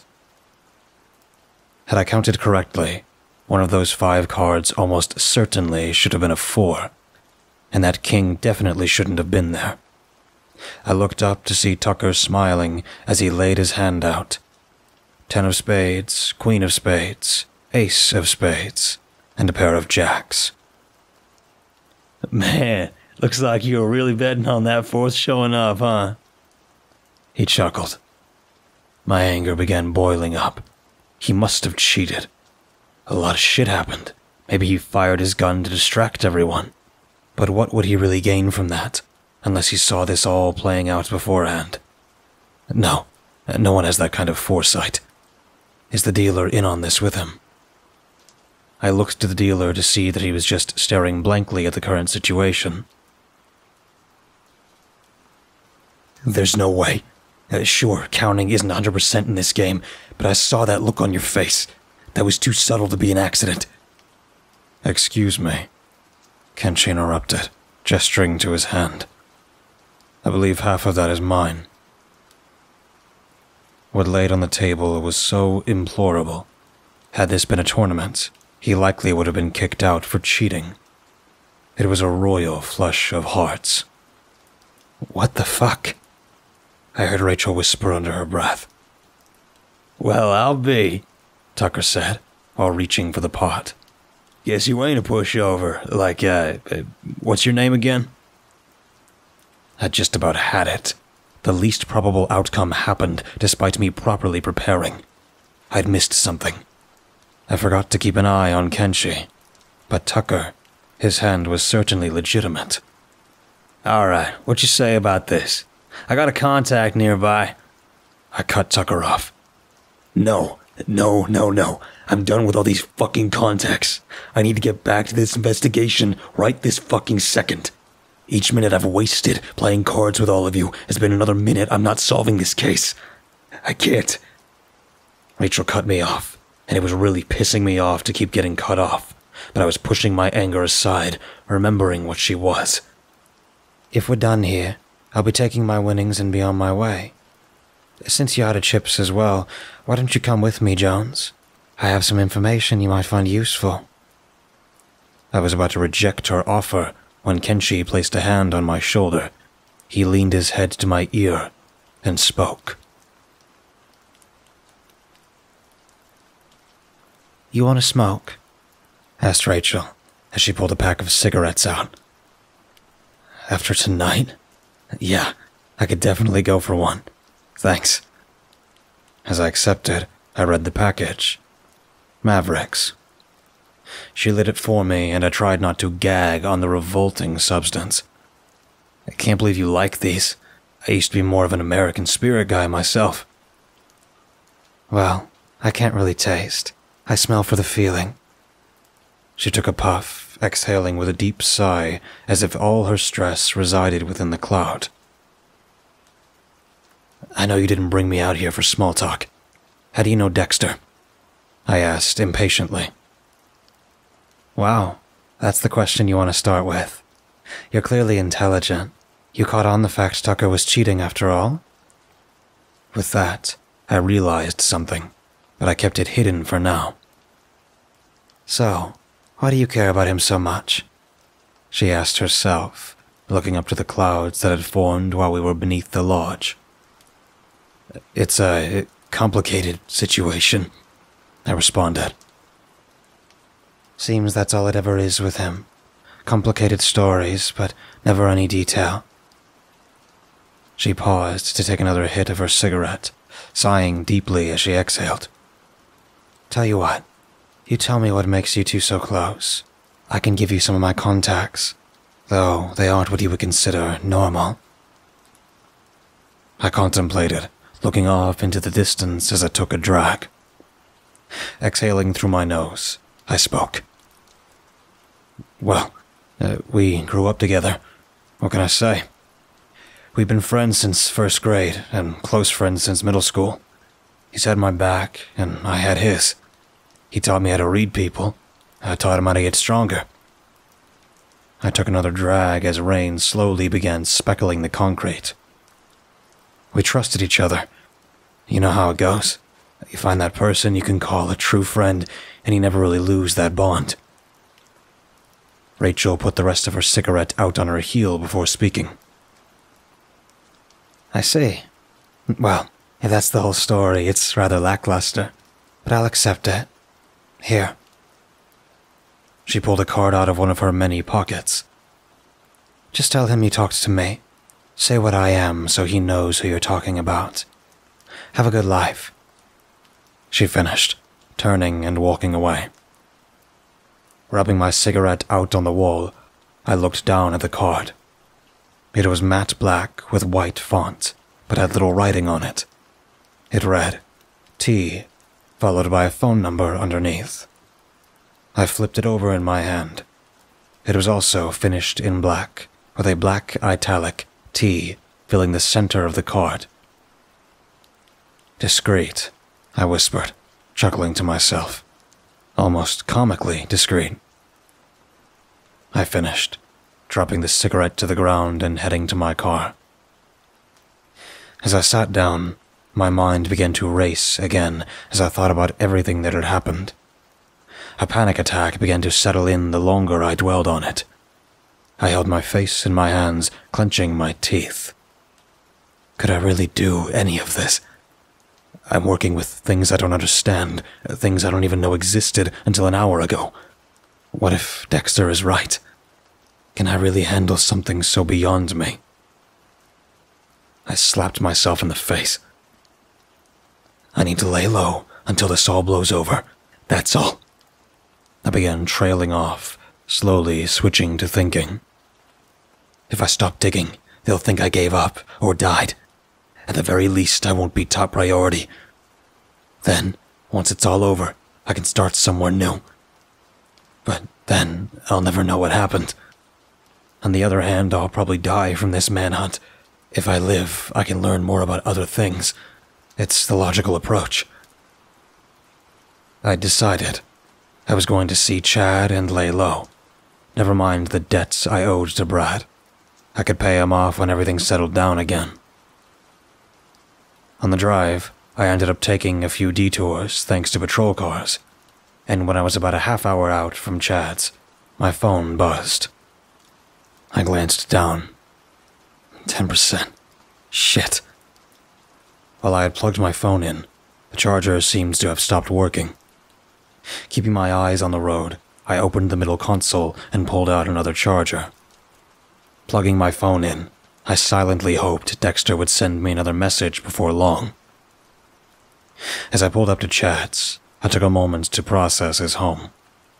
I had never actually been inside his house, and now that it was highly probable I would be inside within the next 10 minutes, I just looked in awe for a moment. It was one story short of being a complete mansion with a stone path leading to the massive porch. What always amazed me was that half the building was essentially a shop. On the rare occasion the shop doors were open, I hadn't seen fewer than 6 cars inside at a time. Taking a breath, I grabbed my phone and headed straight to the door. I knocked a few times. After a few seconds, I knocked again, more rapidly. Hey, Chad, are you in there, big guy? I glanced to my left and my right nervously before knocking faster. Hey, Chad, if you're in there, please come to the door. It's Jones. Shortly after, I stopped knocking. I began to hear the sound of running from the other side of the door. The running stopped short, just short of the door, and slowly creaked open. I could see part of his face, including one blue eye. Once the look of recognition hit him, he swung the door open and invited me in. Welcome, bro. It's been a minute. You want to come in? His California surfer bro accent always seemed almost forced. I was a little suspicious, but mostly a little weirded out by his attire. Yeah, sure, if you're cool with it. I tried to keep him from noticing the sweats that had been accumulating on my face. Of course, dude. Sorry it took so long. I was just working out, he said, letting out a bro laugh. Oh, that explains the jockstrap, and, nothing else? I walked in, closing the door behind me. Yeah, sorry, dude. If I knew you were coming, I probably would have put on some pants or, some shorts or something. Hey, give me a sec, bro. Let me get some clothes on. I'm sure you got your reasons for coming here and everything, so you could tell me in a sec. He jogged upstairs as I sat down on his XXL deluxe king-sized couch. It was always weird seeing him in person, because he looked so familiar for some reason, like one of those small-time actors who looked almost like one of the stars. Seeing Chad in that jockstrap finally put it together for me. He looked like the incarnation of He-Man. As I sat there, I silently wished I could erase the image from my mind. Sitting there, waiting for the behemoth to come back down, I heard a knock at the door. Almost immediately, my heart started racing. I'd practically screamed my name earlier, and the knocking was heavy. It sounded again, like muffled gunshots. I soon heard thudding coming from up the stairs. Looking towards the stairway, I saw a blur racing down the stairs and fly past me. I glanced around, making sure I had actually seen what I thought I did. Glancing down the hallway to the door, I saw Chad was standing there, talking to someone on the other side. Thankfully, he was fully dressed this time. After a couple of minutes of him standing there talking, he opened the door. What walked in, I could have sworn had to be a basketball player or something. He stood around 8 feet tall, wore a ski mask, a gray hoodie, with some blue jeans and dress shoes. His skin was pale, and I thought I could see a bit of a suit and tie from underneath the hoodie from his distance. They began walking over, and I tried to act like I'd just been watching TV the whole time. Alright, buddy. I got someone I want you to meet. The tall, skinny man walked out from behind Chad, revealing himself, as if I'd not seen him yet. I stood to greet him. Hi, name's Jones. He spoke in an unnerving, average voice. "Hi, name's Terry. Nice to meet you." My intuition had latched onto something, but I couldn't tell what it was yet. "So, what's going on? That seems a little too formal to be a coincidence." Chad spoke. Rachel called me, alright?" My heart began to pick up pace again, but I tried to ignore it. "Rachel? Which one?" I asked with a nervous chuckle. Terry spoke with a flat tone. "I'm not playing any games. The one you met earlier today. The Skinwalker." I couldn't ignore the idea anymore. How do you know about her, then? You look normal enough." Terry turns to Chad. "How many times has he hung out with..." He gestured vaguely. "To your knowledge, anyway." I mean, like, him and I hung out a time or two. Then Rachel. I don't know, bro. That's about it, I think." Chad finished. Terry let out a sigh. "All right. Are you initiated with the concept of paranormal entities and whatnot? Have you ever met any or anything like that?" My heart rate was steadily increasing as I began piecing together the information. "That Skinwalker, there was another guy when I met her. I mean, I'm not sure, but he might have been..." I trailed off as my anxiety and mind began to overwhelm me. He spoke with some regret. "All right. This is a huge shot in the dark, so let's hope I don't scar you for life, I guess." Finishing, he began to remove his sunglasses and ski mask. For the second time that day, I wasn't sure how much my mind could take. It wasn't even necessarily shock. What resided under his mask and sunglasses was a blank face. It was as if I were staring into my soul with a magnifying glass, burning it from the inside out in existential dread. I collapsed to the couch, unable to do anything but keep myself sane for the second time that day. I really thought I might go insane when my vision went black. Waking up was akin to a fever dream. My head was foggy, and as I opened my eyes, the sight that met my gaze was surreal. Despite coming to the conclusion that the paranormal must exist, my mind was still having such a hard time wrapping itself around this thing. My mouth was dry as I spoke. "What?" I tried to think of something to say, but my mind was as blank as the thing's face in front of me. His voice was that same unnervingly average voice, though it almost sounded a little deeper. "I need you to understand, I'm not necessarily normal either. I also know what you've been up to lately." As foggy as my mind was, my intuition latched on to something that allowed me to focus on something. He specifically said, "not normal either."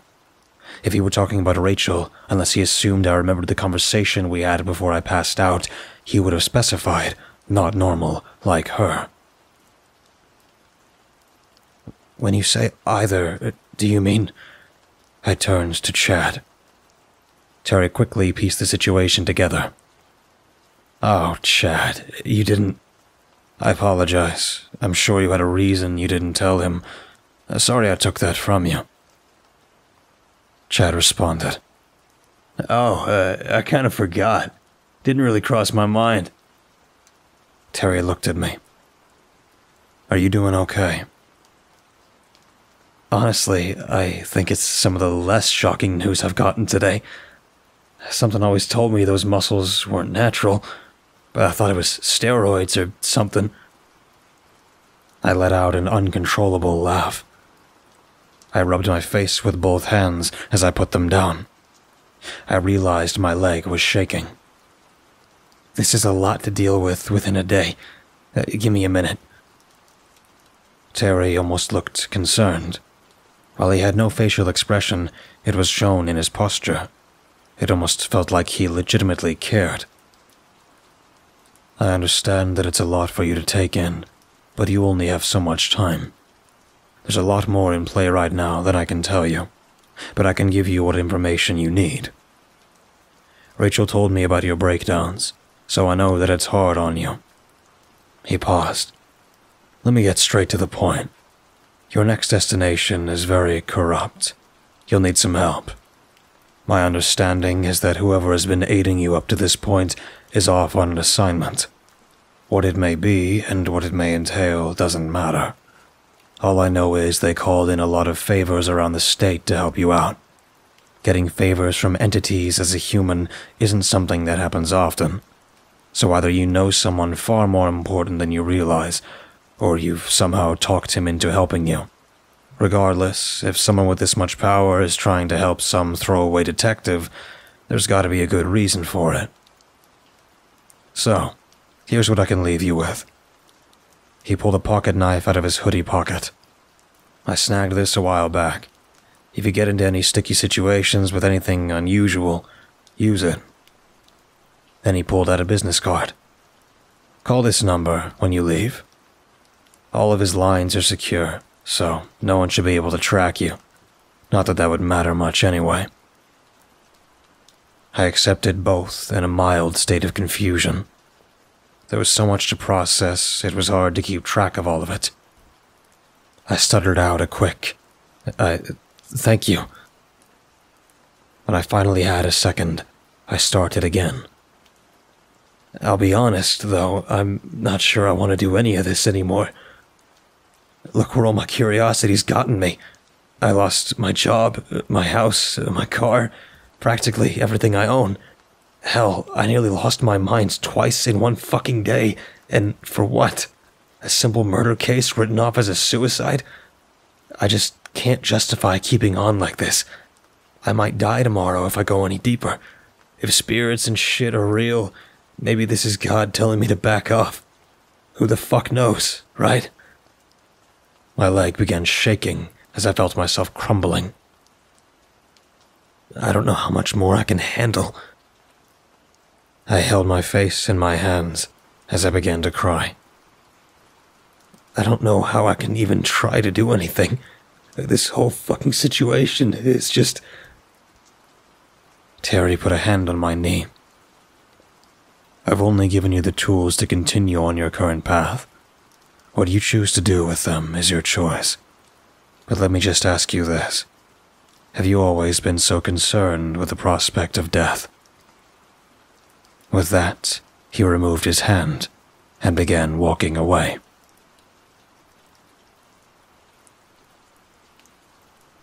Bro, maybe you should slow down. I know you're going through a lot right now and all, but you don't want to have a hangover tomorrow. Chad said, sounding both concerned and a little frustrated. What the fuck does it matter what I'm gonna do?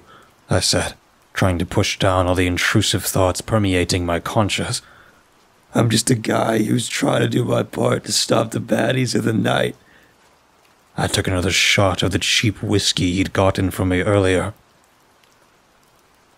Look, bro, I don't know much about what you're going through and all, but you gotta do something. If you leave your car out front for too long, the cops might figure out you're here. I'm sure I'd be fine, but I really don't feel like having to kill some cops because you were lazy. He responded, a bit more irritable. I threw my keys on the coffee table. Lazy? I shouted, stopping momentarily to push the whiskey stomach acid mixture back down.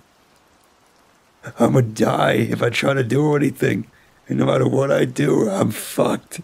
Cops are on me anywhere I go, and if I try to go to the town, who's to say I'm not gonna get murdered? This game was rigged from the start. I remember you telling me a few times you weren't scared of dying, that if you died solving crimes, you would, and I quote, at least die finding answers. What happened to all that talk, bro? Chad said, trying to sound helpful, but he came off more condescending. That was before I knew shit other than people existed. I have confidence because I knew whatever I found out there, it'd be human. At least I'd have control over the situation, no matter how bad things would get. But now, I don't have control over shit. It's so fucked up now. I slurred out, taking another shot of the rancid liquid. Chad took the half-empty bottle and shot glass. I think you've had enough. It's getting hard to understand you by the minute, bro. Just think about it. If you don't figure this whole thing out, who's gonna? If the cops and all them are in on it, that means you're the only guy who can do anything. You've always been the bravest human I know, and now you're gonna back out just 'cause some supernatural shit exists? Yeah, I slurred without hesitation. that's my plan. He sighed. Feel free to sleep in your car then. I'll just let the cops find you out there, dude. He finished, before turning and walking to the kitchen. Fine, I'll make friends with a fire hydrant before going to bed then. I blurted out, picking up my keys and stumbling out the door. Have fun in prison, Was all I heard Chad say before I closed the door behind me, barely making it 2 steps before the alcohol and stomach acid was spilling out of my mouth. Fucking glorious, I shouted, sobering up only slightly. I slowly stumbled my way to my car, nearly falling over when I got to the door. Unlocking and opening the door, I face-planted into my middle console, passing out. I woke up an unknown amount of time later to the feeling of handcuffs being tightened around my wrist. Fuck me, I mumbled out, the sun stinging my eyes as my brain thumped in my skull. Hey Robbins, it looks like you finally woke up. He looks like shit. Pulling me up, the back of my head slammed into the frame of my car. Whoops, sorry detective. Is he now? Don't worry about being gentle with him. We got it on good authority he can be roughed up as much as we want. Isn't like anyone's going to know difference. While I recognized the first voice, this Robbins didn't sound the least bit familiar. He had a Russian accent that felt out of place considering his name. As my head was pulled out of the car properly, I realized the guy pulling me out must have been a rookie. He was actually trying to be gentle despite what Robbins had told him. So, sending rookies out to hunt down the rampant detective. Sounds like you guys were running out of ideas, I said, trying to sound confident. Maybe at first, Robbins started to say, before the newbie said, Watch your head, sir. Oh, for fuck's sake, rookie. He's not a detective anymore. Robbins interjected. He's as good as scum now. He's got multiple charges. The door was slammed shut, and I couldn't hear anything but muffling anymore. When both the front doors opened again, I could hear him. Not to mention all the unregistered guns he's probably got in that car. He's a criminal now. You don't need to show him any respect. Asshole, I mumbled to myself. I can't believe you ranked up as much as you did for how shitty you treat people. Criminal or not, all humans deserve respect, even if you have to fake it. I was really just trying to do my job. Robbins cut me off. Oh, you were just trying to do your job. Is that why you buried multiple officers alive outside an ongoing crime scene? That brought me pause. After they read me my rights, I decided to stop talking until we got to the station. Clearly, someone had murdered multiple people and tried to pin the blame on me as an easy scapegoat. But what ongoing crime scene would they link back to me? The only one I'd been to recently were all closed cases. Corruption or not, I know for a fact Joseph's case had been closed already. Unless they had yet to finish the paperwork until after the building was burned down. Whatever that was. But that type of stuff isn't held off, especially if multiple officers had already been informed of the case closing. This had been running deeper than I initially thought. Eventually, we made it to the station I used to work at. It was strange that we went there specifically, but I had a sneaking suspicion I was waiting to have proven right. They pulled into a parking spot as I tried to figure out who they'd have in the interrogation room with me. If my theory was right, they'd have some corrupt cop in there with me instead of the usual. The 2 officers brought me in, and I heard a deputy I knew as Beagle say, "Well, shit, would you look at that?" Robbins then yelled to him louder than necessary, "You can just leave the 50 at my desk," which caused the few other officers in the lounge to look up and let out a sigh. The looks around the room told me they'd all just lost a betting pool, and I don't need to be a detective to figure out what they were betting on. As we walked down the hall to the interrogation room, I couldn't help but notice how non-procedure this all was. That was when Robbins spoke. "All right, kid. You've helped out a lot, but you're done here." The rookie nodded and headed back towards the office. When the kid was out of earshot, Robbins whispered to me, "You might be surprised who's waiting for you in there." As he opened the door to the interrogation room, I nearly lost my lunch for the 3rd time in the past 24 hours. The man already sitting in the room was the slicked-back hair, jet-black goatee, and black frame glasses of Commander Harbor. I could almost see the veins in his crossed arms through the 3 layers of clothing that was his uniform. I had been hoping the corruption was only rooted in my station, but seeing this changed a lot. It was no wonder they weren't concerned with the procedure. The commander smiled as I was sat down and handcuffed to the table. "All right. Thank you, Lieutenant Robbins. You're dismissed." After the door closed, I couldn't get my words out fast enough. "Who is that? And why does everyone know him but me?" I rushed through the sentence so fast I began to feel the thudding in my skull again. "Hold your horses there, Jones. If you couldn't tell, I'm going to be the one asking questions here." He let out a laugh.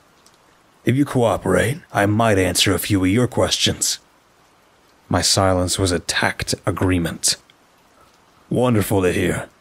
Now, how much do you know about the supernatural?" Shit, I thought. I need to stay calm and play dumb. There's no way he could know who I've met. I took too many precautions. It's a bluff. If I play it off as a joke, he'll likely press harder before acting like he was messing with me. I relaxed. What, like the show? I chuckled. Is that why you brought me here? You missed my professional conversation skills? "We know you met Rachel." His look turned stone, and I couldn't read him. Was it a lucky guess? How common of a name is Rachel for him to guess something like that? How many Rachels have I even met out of all the women I've seen? As this was running through my mind, he seemed to take my pause as assurance. "Don't worry. It wasn't a trick or anything. I know she's a skinwalker. I just need you to tell me what you know." What should I tell him? If they didn't get Chad, they shouldn't know about him. Maybe they saw me with her at some point. I've only met her, and to be honest, I was kind of hoping that it was all a hallucination or something. I let out a nervous laugh as that image of her skinwalker self flashed through my mind. "So you did see her in skinwalker form then?" He questioned. Shit, backtracking will only make this worse. I can use this to my advantage. Yeah, she ran up on me while I was trying to figure out where I was. She was pretty nice. That sounded half-baked, though he seems to believe me. "Really? And where did she run up on you at?" My hungover brain was having a hell of a time keeping up, and I decided to just wing the next response. "Out front of the casino. I assume you know which one I'm talking about." I saw a micro-reaction of a smirk on his face. "Would you mind telling me which casino that would be? And how far out front? Were you in the parking lot? Were you on the side of the road in front? Or perhaps was it out front relative to facing the parking lot?" He was bombarding me with questions without giving me time to respond. He was trying to make me stumble, and it was almost working. "The one on your way to Tillamook from here. I can't remember the name of it. and I was in the parking lot trying to get directions. So, he said, an implicit accusation likely just around the corner. She ran up on you while you were in the parking lot of a casino while trying to find directions. Why on earth would she do that? I responded a little more cocky than I intended. I don't pretend to know why anyone does anything. I'm not a detective anymore, after all. I could see a fraction of his anger as his nostrils slightly flared. That's understandable. Now, who else do you know? If it hadn't been for my hangover, he wouldn't have tripped me up like that. Like I said, she's the only one I know. You're telling me there are other things like her? She isn't just an outlier? He grunted. Sure, ain't like you didn't already know that, but you haven't ratted yourself out. But it also doesn't seem like you're actually working with me. He paused, pulling out a small sheet of paper from the folder in front of him. Now, he said, louder than necessary, do you recognize this image? It was a fancy-looking D. Of course I recognized it, back when Dexter was still around. It was the icon he used for every account he had. I never got why he liked it so much, but I'm guessing it was the simplicity. No, I've never seen it before in my life, I said, the thumping in my head seeming to fade out of nowhere. That's so, he said, opening the folder again, putting the sheet away. Well, I'll be back for you tonight. As he got up, I stopped him. Can you answer at least one question? Since I assume you mean you'll be killing me tonight. Harbor chuckled. Sure, why not? Who died in that fire? The hint of disgust in his eyes told me everything I needed to know. You burned them alive in there, and didn't even bother knowing who they were? He walked out of the room, slamming the door shut on his way out. A grin slipped across my face before I even realized they probably had someone on the other side of the mirror. I waved to them jokingly before trying to think of a way out. Since I passed out drunk, I didn't have time to prepare in case I'd been caught. I had nothing on me. My phone and wallet must have somehow slipped out of my pockets while I wasn't paying attention. Either that, or they were left in my car, which was probably being impounded by now.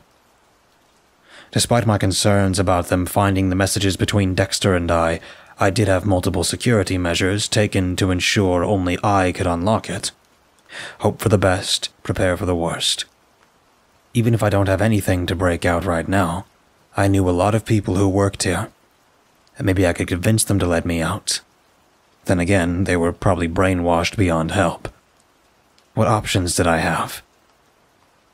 I sat in the chair, thinking, trying to come up with any possible escape plan. But after an indeterminable amount of time, I relented. There was no figuring a way out of this one. All I could do was wait for my inevitable demise. After coming to terms with my situation, I dwelled on everything that led me here. I refused to die searching for answers, and now I was about to die with practically nothing gained. Maybe Terry had a point. I mean, really, what's changed just by introducing supernatural factors? At least if I'd continued my investigation, I wouldn't be here, waiting to die in the same police station I worked in. Sure, I probably would have died out there, but really, what does that matter if death is a certainty? I chuckled to myself. I'd put myself in so many life-or-death situations initially just to solve a case. Now, on my biggest case, finding out literally the entire state was under someone else's thumb, finding out supernatural entities exist, I pussy out. I mean, hell, it was pretty funny in hindsight. About to die just because I got drunk, not wanting some of the biggest answers of my life. I leaned back in my chair as much as I could, letting out a sigh. Guess I'm the real dumbass, right? I said, looking at the mirror. There was no response. I leaned forward, setting the chair back on the ground. can you just talk to me? I'm so bored over here. Consider it my dying wish. Again, no response. All right, suck a dick then, why don't you? I blew a raspberry, looking up at the 4 cameras in the room when I noticed something. The tiny lights signaling they were active were off. Well, I'll be, I said under my breath. I looked back to the mirror, a thought popping in my head. Hey man, can you let me use the restroom at least? I gotta take a shit. Yet again, no response. I was going to be taking a huge gamble with my next move, but I decided if I was going to die anyway, I might as well go out with a bang. Using the handcuffs, I dislocated my thumbs, biting my tongue so as to not let out any sound. It hurt like a bitch, but I was almost able to slide the cuffs off. Then I waited, looking at the mirror. If anyone was in there, they'd have some kind of reaction. Just then, the door behind me opened. I slipped the cuffs back into place, thumbs still dislocated, before saying, "Got some more questions for me? Or were you just bored?" An officer I didn't recognize came around and began uncuffing me. I looked at him confused to see a glazed-over look in his eyes. As the second cuff came off, he pulled me up, and we left the interrogation room. Hey, what's going on?" I asked. No response. I noticed all the sounds that would normally give the situation life were non-existent. Aside from the sounds of our footsteps, it was silent. I quietly shoved my thumbs back into their sockets, but the officer didn't seem to notice regardless. He maintained his dead-eyed expression, staring straight ahead. He brought me to the front desk and walked back down the hallway. Looking to the officer on the other side of the desk, I noticed he too looked to be out of it. He said nothing, handing me multiple papers along with my wallet, phone, and a pen. I spoke, hoping to get some sort of response. "What's going on? Are you guys just letting me go?" His only response was a finger tapping on the papers. I looked down at them, not recognizing the style of paperwork. There were lengthy documents that I decided to not bother reading and simply signed at the bottom of each sheet. After taking them back, he handed me an envelope which seemed to have a note card in it, then gestured to the door. Confused, I looked around at all the officers in the room. There were 4, all reading newspapers, with the same dead expression in their eyes. Choosing not to question it, I grabbed my things, took another look around, and walked out the door. I saw my car idling in a parking spot near the door. Perplexed, I looked around, trying to see if this was some weird tactic I couldn't begin to understand. The only people I saw nearby was someone walking down the street, but try as I might, I couldn't get a good look at them before turning a corner out of sight. I ran to my car, tossing my wallet and envelope into the passenger's seat as I opened the driver's side door. Speeding out of the parking lot, I headed down the same road the person turned down, but as I came up to where they should have been, I saw an alleyway, too dark to see down. I parked my car as close to the curb as I could and ran down it. "Hey, what did you do back there?" It was just an assumption, but I had reason to believe whoever that person was is the only reason I got out of that station unscathed. "Look, if you're down there, could you say something?" "Something," I heard a deep, guttural, raspy voice say from behind me. "Quite the detective, aren't you?" He let out an unsettling chuckle. Having turned around, I tried getting a good look at the man, but it felt like my eyes refused to focus on him. "Who are you?" "A friend of a powerful being. Do yourself a favor and forget you saw me," he rasped out. "No, I..." Time seemed to skip forward as I found myself behind the wheel of my car, sitting at a red light. I paused, trying to figure out how I'd gotten there. I was talking to what's-his-face, then... How did... My thoughts were interrupted by a honk behind me. Looking up, I saw the light had turned green. I took a right, passing by a few stores before finding a parking lot empty enough to stop for a second. Running through a mental checklist was my best course of action. First, I needed to get something in my stomach if I planned to get anything done. Then, I need to make my way to that small town and figure out what's going on. I'll need to avoid any police. I can't afford to be caught again. Glancing to my right, I saw an old green Camry pulling into a parking space. Out of my periphery, I noticed something I'd forgotten in the passenger seat. I quickly opened the envelope to read its contents. You can thank Terry if you see him again. I advise you don't waste this opportunity like the last one. I doubt you'll be getting any more unexpected assistance. Keep your head down and stay alert. Doesn't look like you'll have anyone to look out for you from here on out. Smudge. Reading that, I pulled my phone out of my pocket to see one new message. It was from Dexter. Going on assignment. Won't be back for another month. Whatever you do, try not to die. Guess he was right.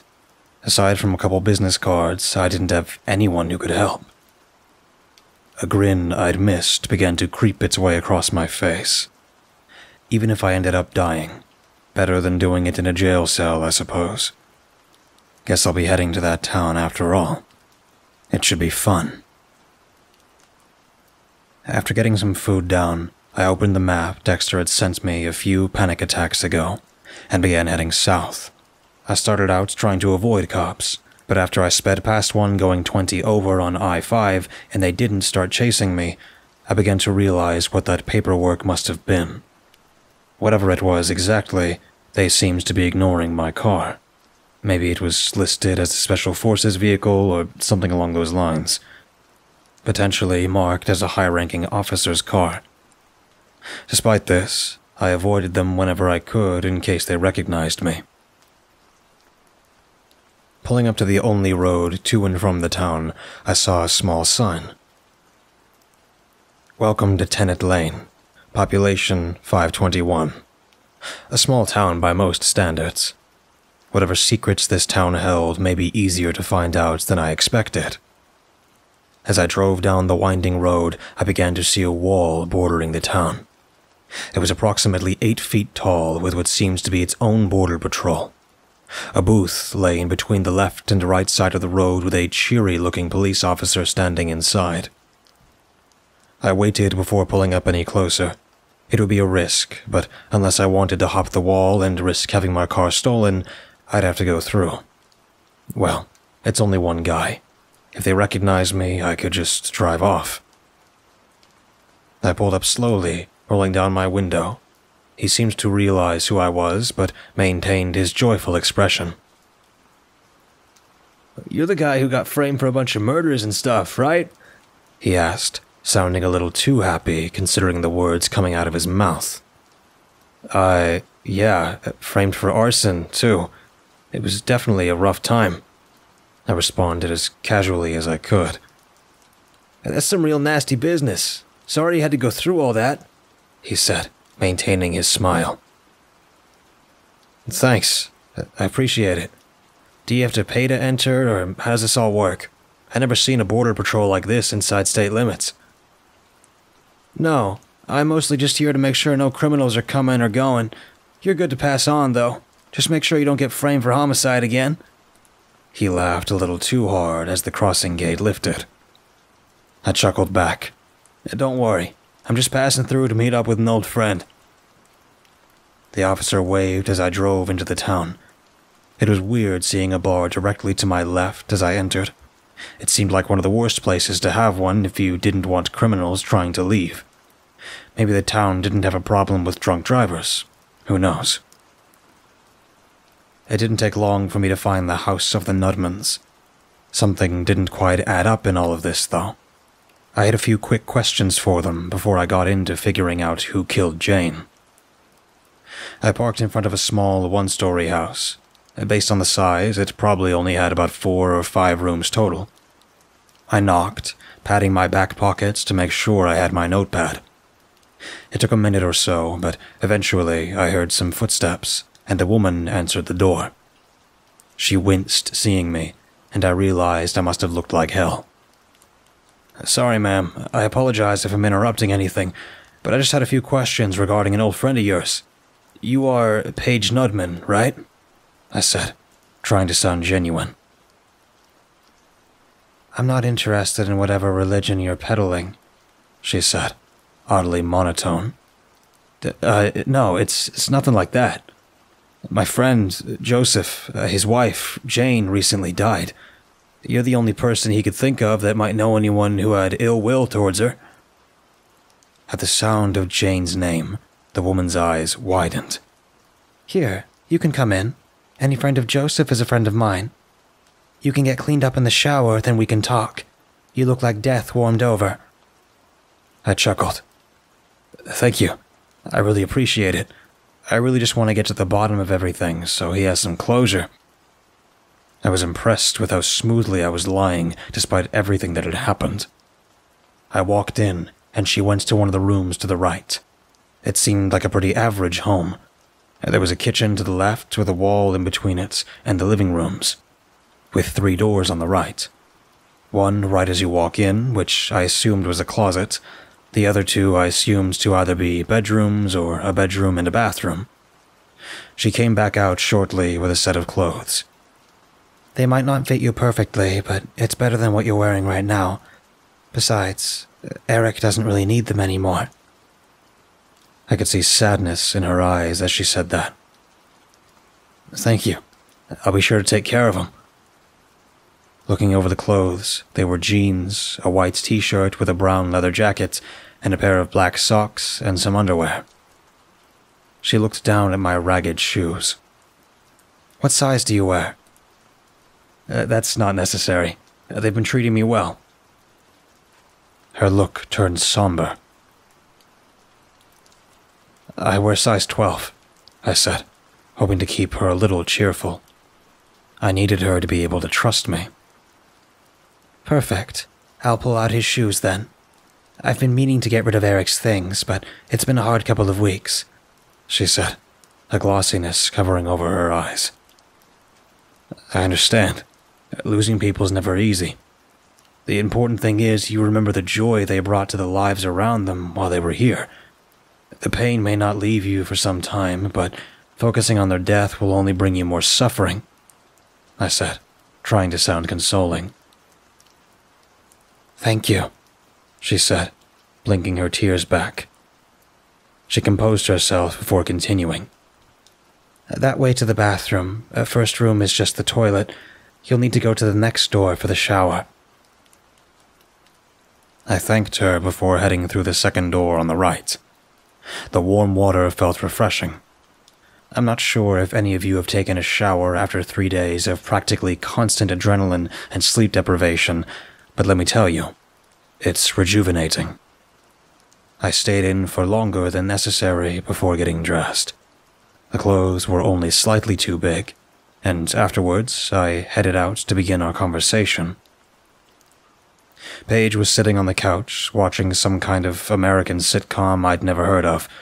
I came around to the other side of the coffee table, pulling my notepad and pen out of my old pants.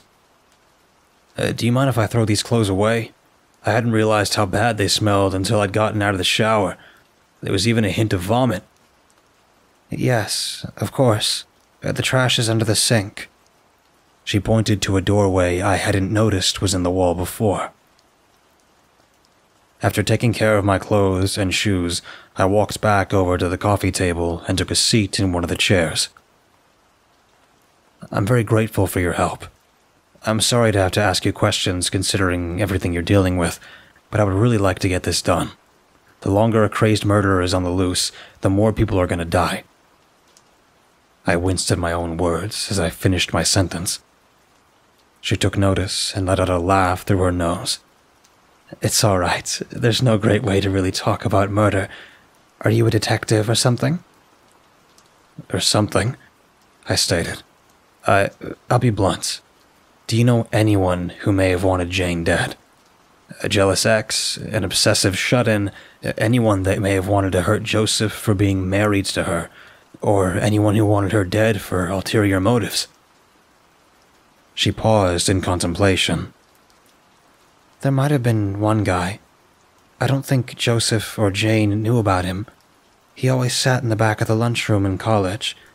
He'd sneak glances at her all throughout lunch and wouldn't eat much. He was in my biology class, and sometimes I would catch him muttering to himself. I always just figured he must have been a schizophrenic or something, but he never did anything back then.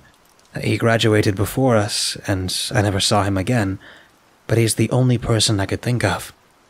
Sometimes I'd catch him leaving strange comments on her updated profile pictures and stuff, but after we fell out of contact, I never really kept up with her. I wrote as she spoke, keeping track of any important details. What kind of comments would he leave? She sighed.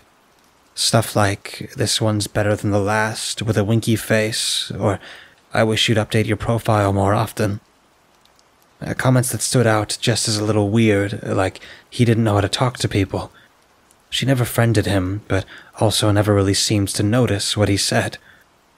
Aside from him, though, everyone was pretty casual around her. I hardly met anyone who didn't like her. She was a great friend, always interested in what people had to say and their ideas. Still hard to believe Joseph was the only one with balls big enough to ask her out in person, multiple times, until she caved. He was a pretty persistent guy, but also very genuine. She paused. "Sorry, I started rambling. Do you have any other questions?" she said, a little embarrassed. I chuckled, finishing writing a few more lines. It's all right. Any information is useful. Even hearing what kind of person Joseph is from another friend. I did have one more question related to this, along with a few others that are a little more personal, if you don't mind. Yeah, of course. What was that guy's name? She pulled out her phone. Give me a second. Let me check her profile. After a few minutes, she spoke up. Here it is. Sean Denver. She showed me her phone. The profile was of a really pale guy with shaggy hair, wearing black sunglasses, appearing to be at the beach. Wow, this is really helpful. Thank you. I finished writing his name and description of his profile down before continuing. You can put your phone away for now. If any of these questions sound too personal, just let me know, and you don't have to answer. They're more about this town, considering I've never seen it on any map before. She looked confused. How did you find me then? I took a moment. It's complicated, sort of like a private map. I sighed. But let's get down to business. I flipped to a new page in my notebook. The officer at the entrance of the town, he seemed off. Is that normal? Actually, yes. Everyone in the town acts normal, but all the police officers have always seemed a bit off. Laughing a little too hard at jokes, smiling at inappropriate times.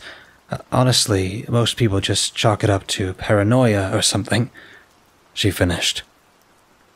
Paranoia of what? I pressed. Well, this town has always been a little off. Lots of ghost stories and stuff like that. Everyone seemed to think the police believe in that type of stuff.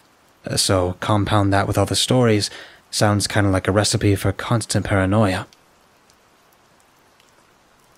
I wrote down a few key details before continuing. Thank you. Now, I remember Joseph telling me something about you and Eric liking to party a lot. If that's the case, why move out here? With such a small population density, it seems like a bad place to party. She let out a sad-sounding sigh. That's actually why we moved here. There were too many places to party. We decided to get away from it all. We found an ad for a small house in a small town and thought it would be perfect. Something still wasn't adding up. But how did you get to this town if it's not on any maps? She thought about it for a moment. Maybe it's just a bug. I don't know much about computers, but I'm sure things like GPS don't always work like they should. It bugged me that it felt like a made-up excuse, but there were no tells that showed she was lying to me. "All right," I said, closing my notepad and standing up. "Thank you for all the information. You've given me more than you realize. I'm going to put an end to whoever this guy is, whether it be Sean or someone he knows. Jane will rest in peace, I can assure you." She thanked me, following me to the door, and gave me the shoes of her dead husband. "I'll throw your old ones away. Don't worry about them," she said, giving me a smile. I thanked her before heading out the door to see a cop car waiting behind my vehicle. "Fuck me," I whispered under my breath, heading to my car. As I approached my vehicle, the police officer slowly got out of his car. Good afternoon, officer," I said, slightly on edge. "Good afternoon to you as well." He showed off his customer service smile. I reached for the door handle. "Can I help you?" His smile persisted as he leaned his hand against the door. "Not with anything in particular. Heard you were passing through. I thought I'd see for myself. There was a whole lot you were let off the hook for. So soon, too." Yeah, I was framed, it would seem," I responded casually. "Sure would seem that way." His smile remained, but there was an accusation in his eyes. "It sounds like you're still worried I did it. I mean, I never told anyone where I was going, and yet you still found me. It seems like a lot of effort just to say hi. Do you welcome every new person to your town like this?" I said, trying to hide my grin. This seemed to cause his positivity to waver. "Well, we don't get many visitors. I like to make sure no one gets into trouble once a new face shows up. We got this town clean. We don't want any problems. You understand?" "Well, don't worry. I'm actually just about to head out, so if you'll excuse me." I gestured to his hand. "I'd really like if you let me open my door." "Before that, would you mind answering just one question?" He leaned against the door as he picked at his teeth. "What exactly are you doing all the way out here anyhow? Seems a bit out of the way from your place in Albany, wouldn't you say?" "Looks like someone's been doing their research, but I'm sure you know I don't need to answer any of your questions. No crimes have been committed." He cut me off. "Humor me." I looked him in the eyes, went neutral, and leaned in. "I don't think I want to do that." A couple moments later, the officer gave me a once-over. "Of course. Have a good day, sir," he said, quickly making his way back to his cruiser. After seeing him drive off, I got in my car. I plugged my phone into the stereo as I buckled my seatbelt. Putting on some piano music, I started my car. Pulling up Sean's profile again, I wondered how I was going to get their location. Then it hit me. The card Terry had given me. I never ended up calling the number. I felt around in my pockets, then pulled out my wallet. There were just a few numbers on it, no name. Web design, hacking, other programming. I called the second number. After 5 rings, someone picked up. "Hello? This is Jones." The man sounded like he was coming off a week-long bender. "Yeah, Terry said you'd be calling yesterday. Whose account do you need me to get into?" His exhaustion was present in every word. "It's a guy named Sean Denver. I could send you the profile." Pulling the phone from my ear, I copied his account and sent it to the man. "Alright, got it. I'll send you his location in a few minutes. Cost is $100. You can either send me your card details or I can just grab them right now." "Actually, I don't have any active accounts right now." "Well, doesn't that suck for you?" He let out a delusional laugh. "Is there somewhere we can meet?" His voice went almost anxious. "Yeah, no can do. I have someone you can meet with, though. He'll have the details. Where are you at right now? I paused, wondering if he'd even recognize the location. 10th Lane. Shit, what are you doing there? You crazy son of a bitch. Alright, I do have a contact there. He'll be in the bar at the entrance to town. A tall guy wearing a black trucker hat. Blonde hair, gray eyes. Meet him there at 10. Then he hung up. Putting my phone down, I looked at the card. Then anxiety shot up my spine. Where was that knife Terry gave me? I felt around my pockets with no luck. No, they never gave it back to me at the station. So it's either there or in here. I shut off my car, looking everywhere. Eventually, I found it under my seat. It must have gotten down there when I was hammered. I stuffed it into my right pocket and got situated. Starting my car for a second time, I headed to the town entrance. I got there with 1 minute to spare, then pulled a few hundreds from my glove box before heading inside. I glanced around. There weren't many people here, and none of them fit the description I was given. The moment it turned 4:15, the bar door opened. I didn't move. Instead, I waited for him to come close enough to get a good look. Sure enough, black trucker hats and blonde hair. "Hey, you want a drink?" As the man turned to me, I saw his lonely, gray eyes. Then I noticed something else. His uniform. "Yeah, why not?" He sat down across from me.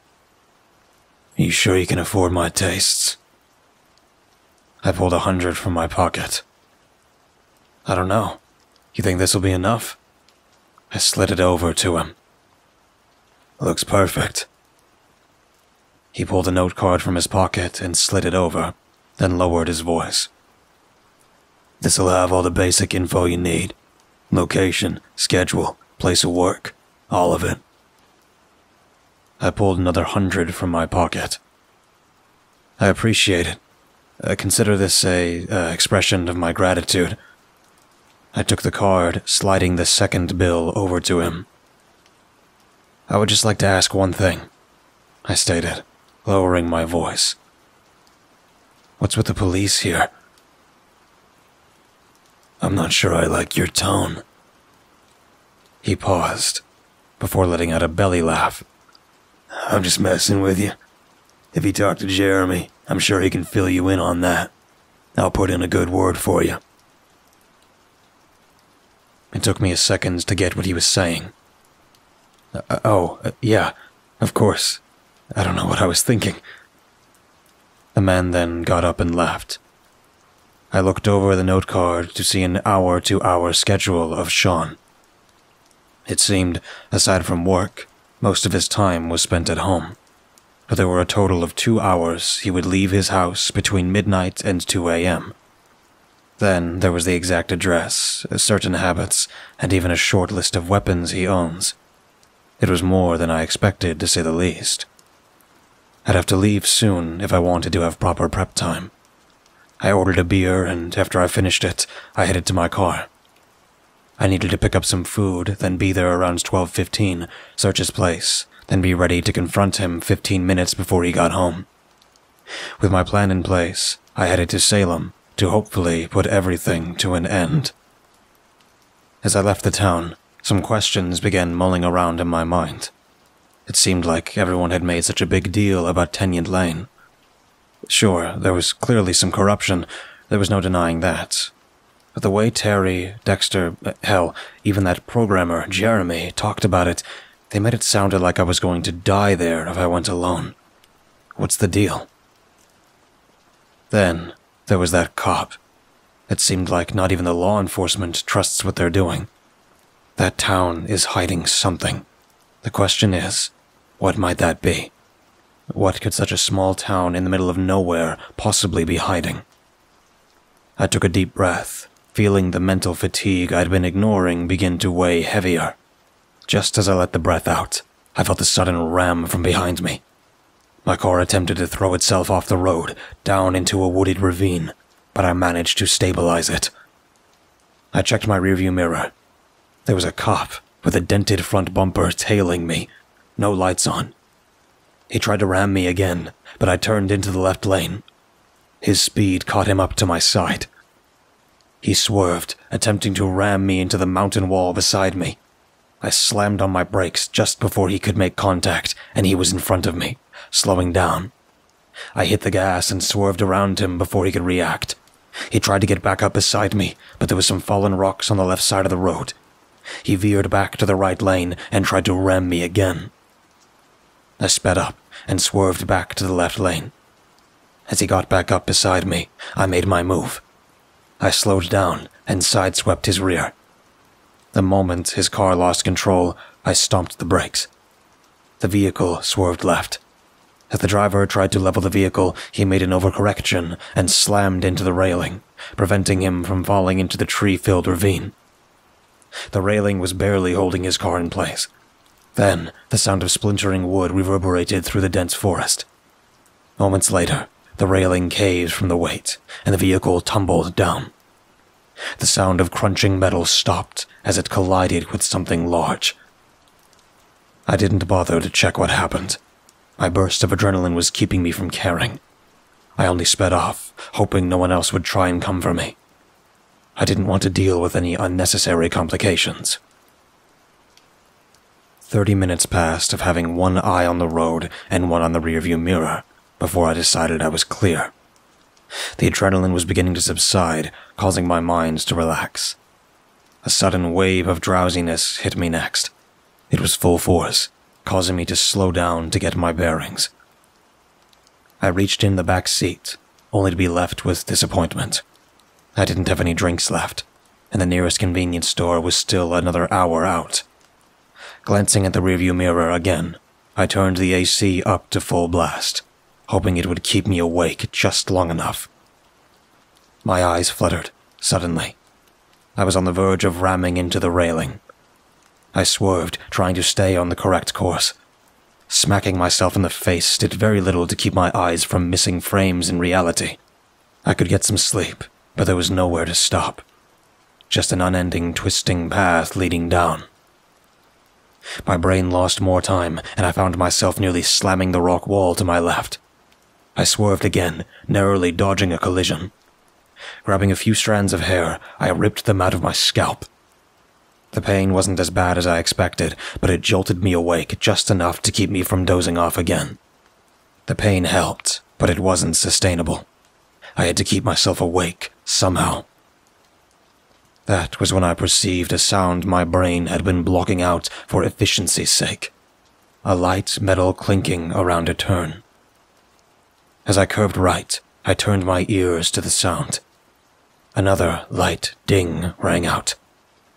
I pulled to a complete stop to see what the noise was. Leaning over the middle console, I reached under my seat to find a full energy drink. I glanced around the ground, seeing the box laying on the floor, completely empty, alongside a few pieces of trash and empty cans. They must have rolled off the back seat while I was being chased. I checked the ground for any more full cans, but no luck. "One's better than none," I remarked, before cracking it open and chugging the contents. I gagged a few times, my body not ready for such abuse, but I fought the urge to vomit. Sitting back down, I buckled and shifted back into drive, glad I hadn't eaten in so long. Approximately 15 minutes later, I was wired out of my mind. I was still tired, but my jittering wouldn't allow me to fall asleep. By the time I got to the convenience store, I practically sprinted to the bathroom. After a painful 30 minutes, I stumbled out, heading to the hot dog roller. I grabbed two, a small bag of chips, and the first bottle of water I'd had in days. If I didn't end up with kidney stones after everything was over, I'd be amazed. I managed to pay for everything with cash without any trouble before heading to my car to choke down the convenience store food. Once it was all down, I decided now would be a good time to get to sleep. Despite the caffeine still making its way through my body, I was completely drained. I felt the aches begin to take root. and I just couldn't keep myself awake anymore. So, I plugged in my phone and immediately passed out. I don't know how long I was out for, but it was still light out, but the sun was shining directly in my eyes as opposed to shining behind me. I felt my elbow creak as I reached for my phone. 9 in the morning, almost 12 hours of sleep. To be honest, I was surprised I hadn't slept longer. I had a nasty headache and all my muscles hurt, not to mention my kidneys and bladder. After using the restroom, I headed in for another meal and some knockoff painkillers. Relaxing in my car gave me some comfort. It was the only thing I could continuously rely on. I patted the dash. "We're almost done. You'll get some rest soon enough." I started her up and hit the road. I decided to scope out the location around Sean's house beforehand, checking for any cameras or police officers, overall ensuring I'd be safe breaking and entering. Thankfully, he'd be at work for another few hours. Initially, I drove by a few times, checking for getaways in case things went wrong. Looked like a one-bedroom house. 2 windows out front, likely locked. No fencing, small garage, closed. 2 viable exits out front. 4 if the windows are unlocked. Next, I walked by on foot a couple times. Doorbell camera. To be expected in this neighborhood. I'll have to come in through one of the windows in that case, unless there's a back door. On my second walk by, I checked for any passerbys, then headed to his backyard. Glass door, no cameras in sight. It was perfect. Glass doors had such a simple locking mechanism, it'd only take a door hook. Pacing around the backyard, I checked for anything out of place. Rocks, panels, shrubs. Not a single camera. I checked the time, heading back to my car to prepare for other potential issues. Arriving at the public library was surreal. I hadn't been to one since middle school. Walking in felt even stranger. There were only a few people scattered around. I acknowledged the librarian before heading towards the back where their computers were. They were a far cry from what I was used to, still running on Windows XP, but it'd be good enough. I needed to check the police routes in the general area of Sean's house. It was a pretty sketchy part of town. The type of place you lock your doors while waiting for your friends to come out. So I knew there'd have to be some patrols. I just needed to know when.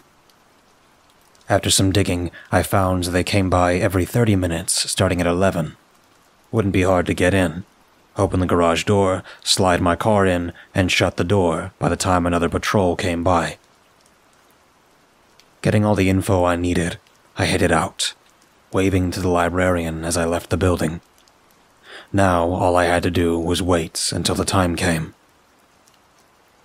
I drove into the parking lot at 12:30, right as the patrol passed by.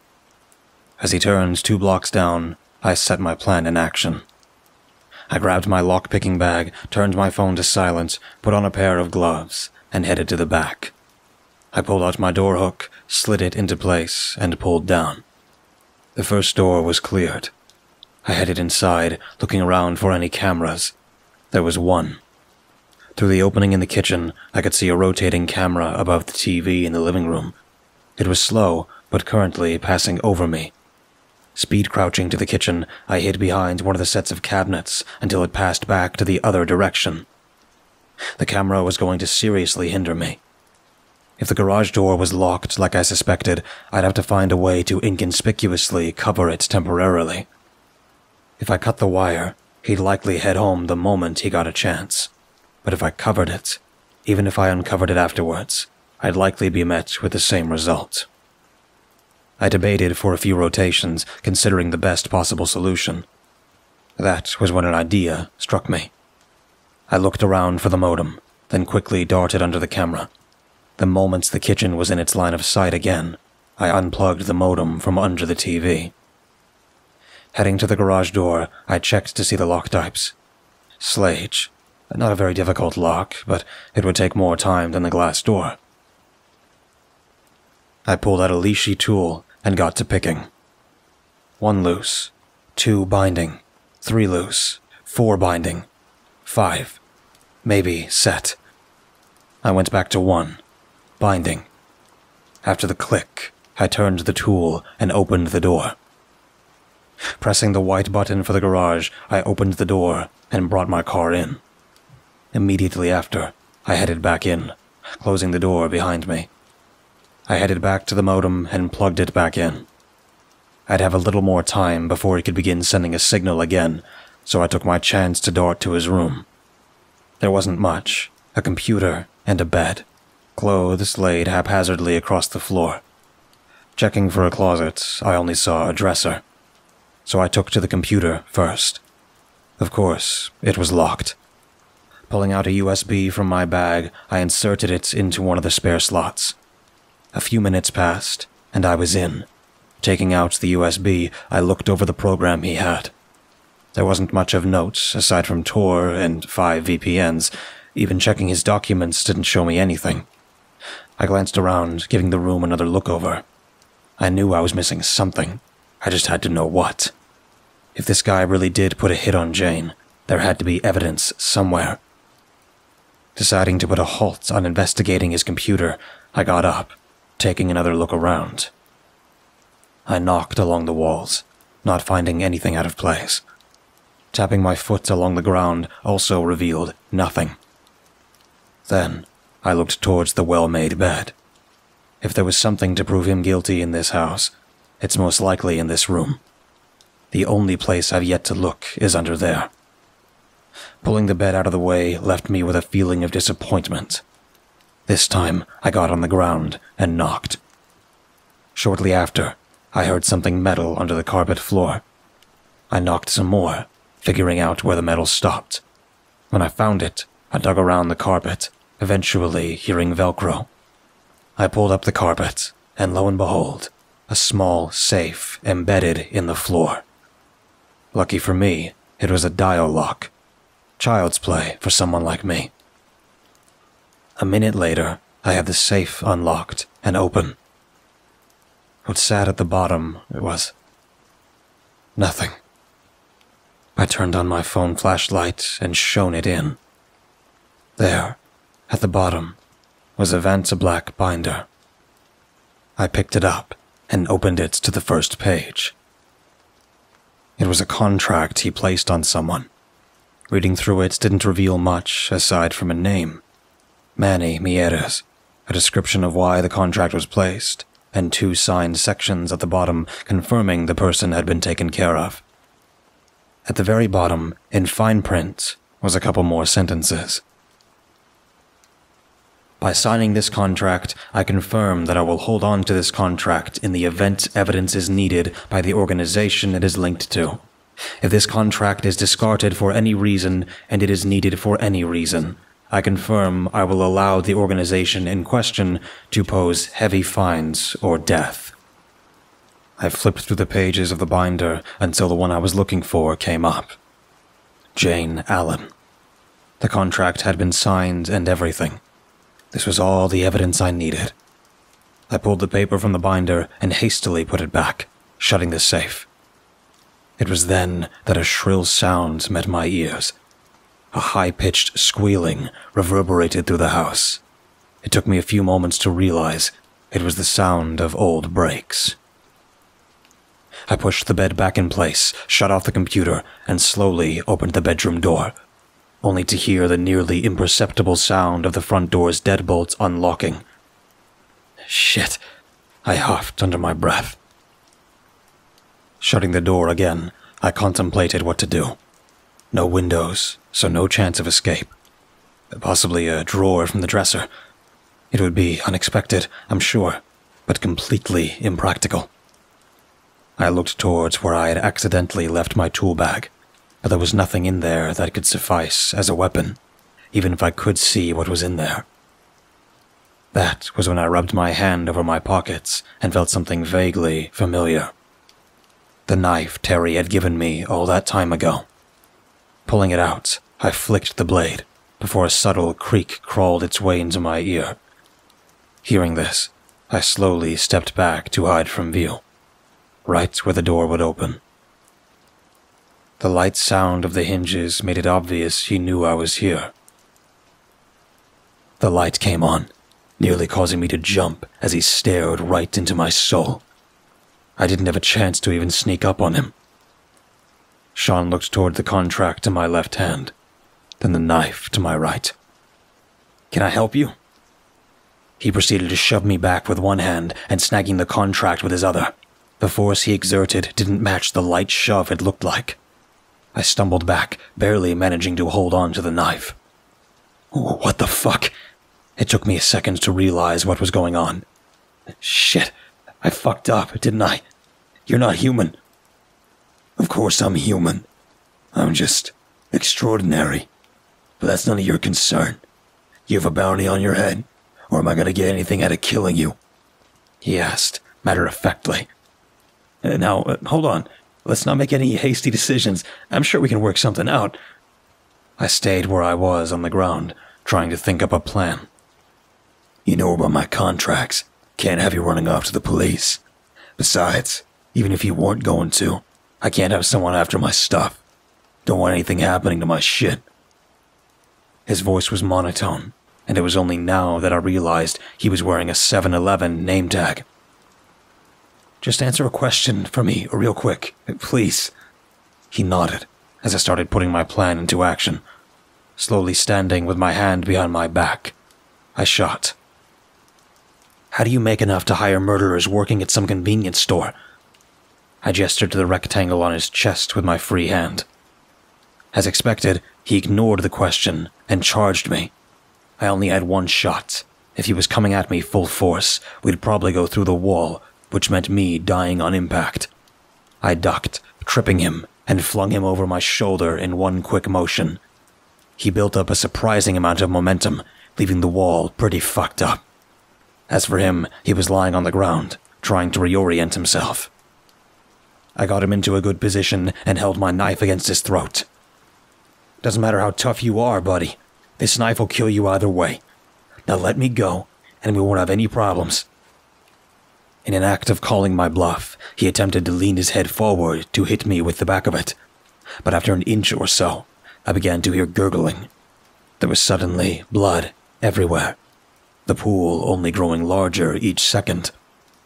I looked around for the contract to see he'd laid it on his bed.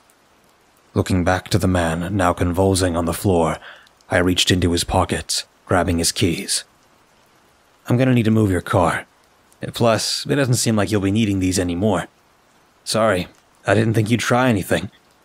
I know you're probably in so much shock you can't hear me right now, but I just wanted to let you know. I was really hoping we could both get out of this alive. Just to be safe, I grabbed his phone, too. Next, I headed to the bathroom to clean off as much blood as possible. After grabbing my bag and the contract from his room, I pulled the camera out of the wall and used some wire cutters from my bag to remove it, then put it in my bag. Next, I headed through the front door to do the same with the doorbell camera. After all was said and done, I moved his car to the side of the street, got my car from his garage, and left. As I headed down the street, I noticed a jet-black Mercedes fly past me. Not long after, I heard a screeching of brakes. With that, I sped down the street, taking turn after turn until I was sure no one could have possibly followed me. Yeah, you heard me right. I might know a guy who's got an eye on that sort of thing. I just don't get why you called me for this. Jeremy responded, sounding as sleep-deprived as ever. Well, you know a lot of people, so I figured you might have a real estate guy, especially in the discreet side of things. Alright, I'll send you her number. Call it in 5 minutes and she'll find you a place for cheap downtown, or at least in a good location. He hung up immediately after. I never got tired of Jeremy's antisocial behavior. It made him straightforward and even brutally honest sometimes. He never held out phone calls longer than absolutely necessary. It was one of the things I appreciated him for. The 5 minutes came and went. The phone rang one time before the woman answered. Discrete locations and where to find them. This is Seraphin. The name of the business caught me a little off guard, and I chuckled. Hello, Seraphin. This is Private Investigator Jones. I'm looking for an office, either downtown or somewhere else a lot of people might pass by. Hello, Jones. I think I might be able to point you in the right direction.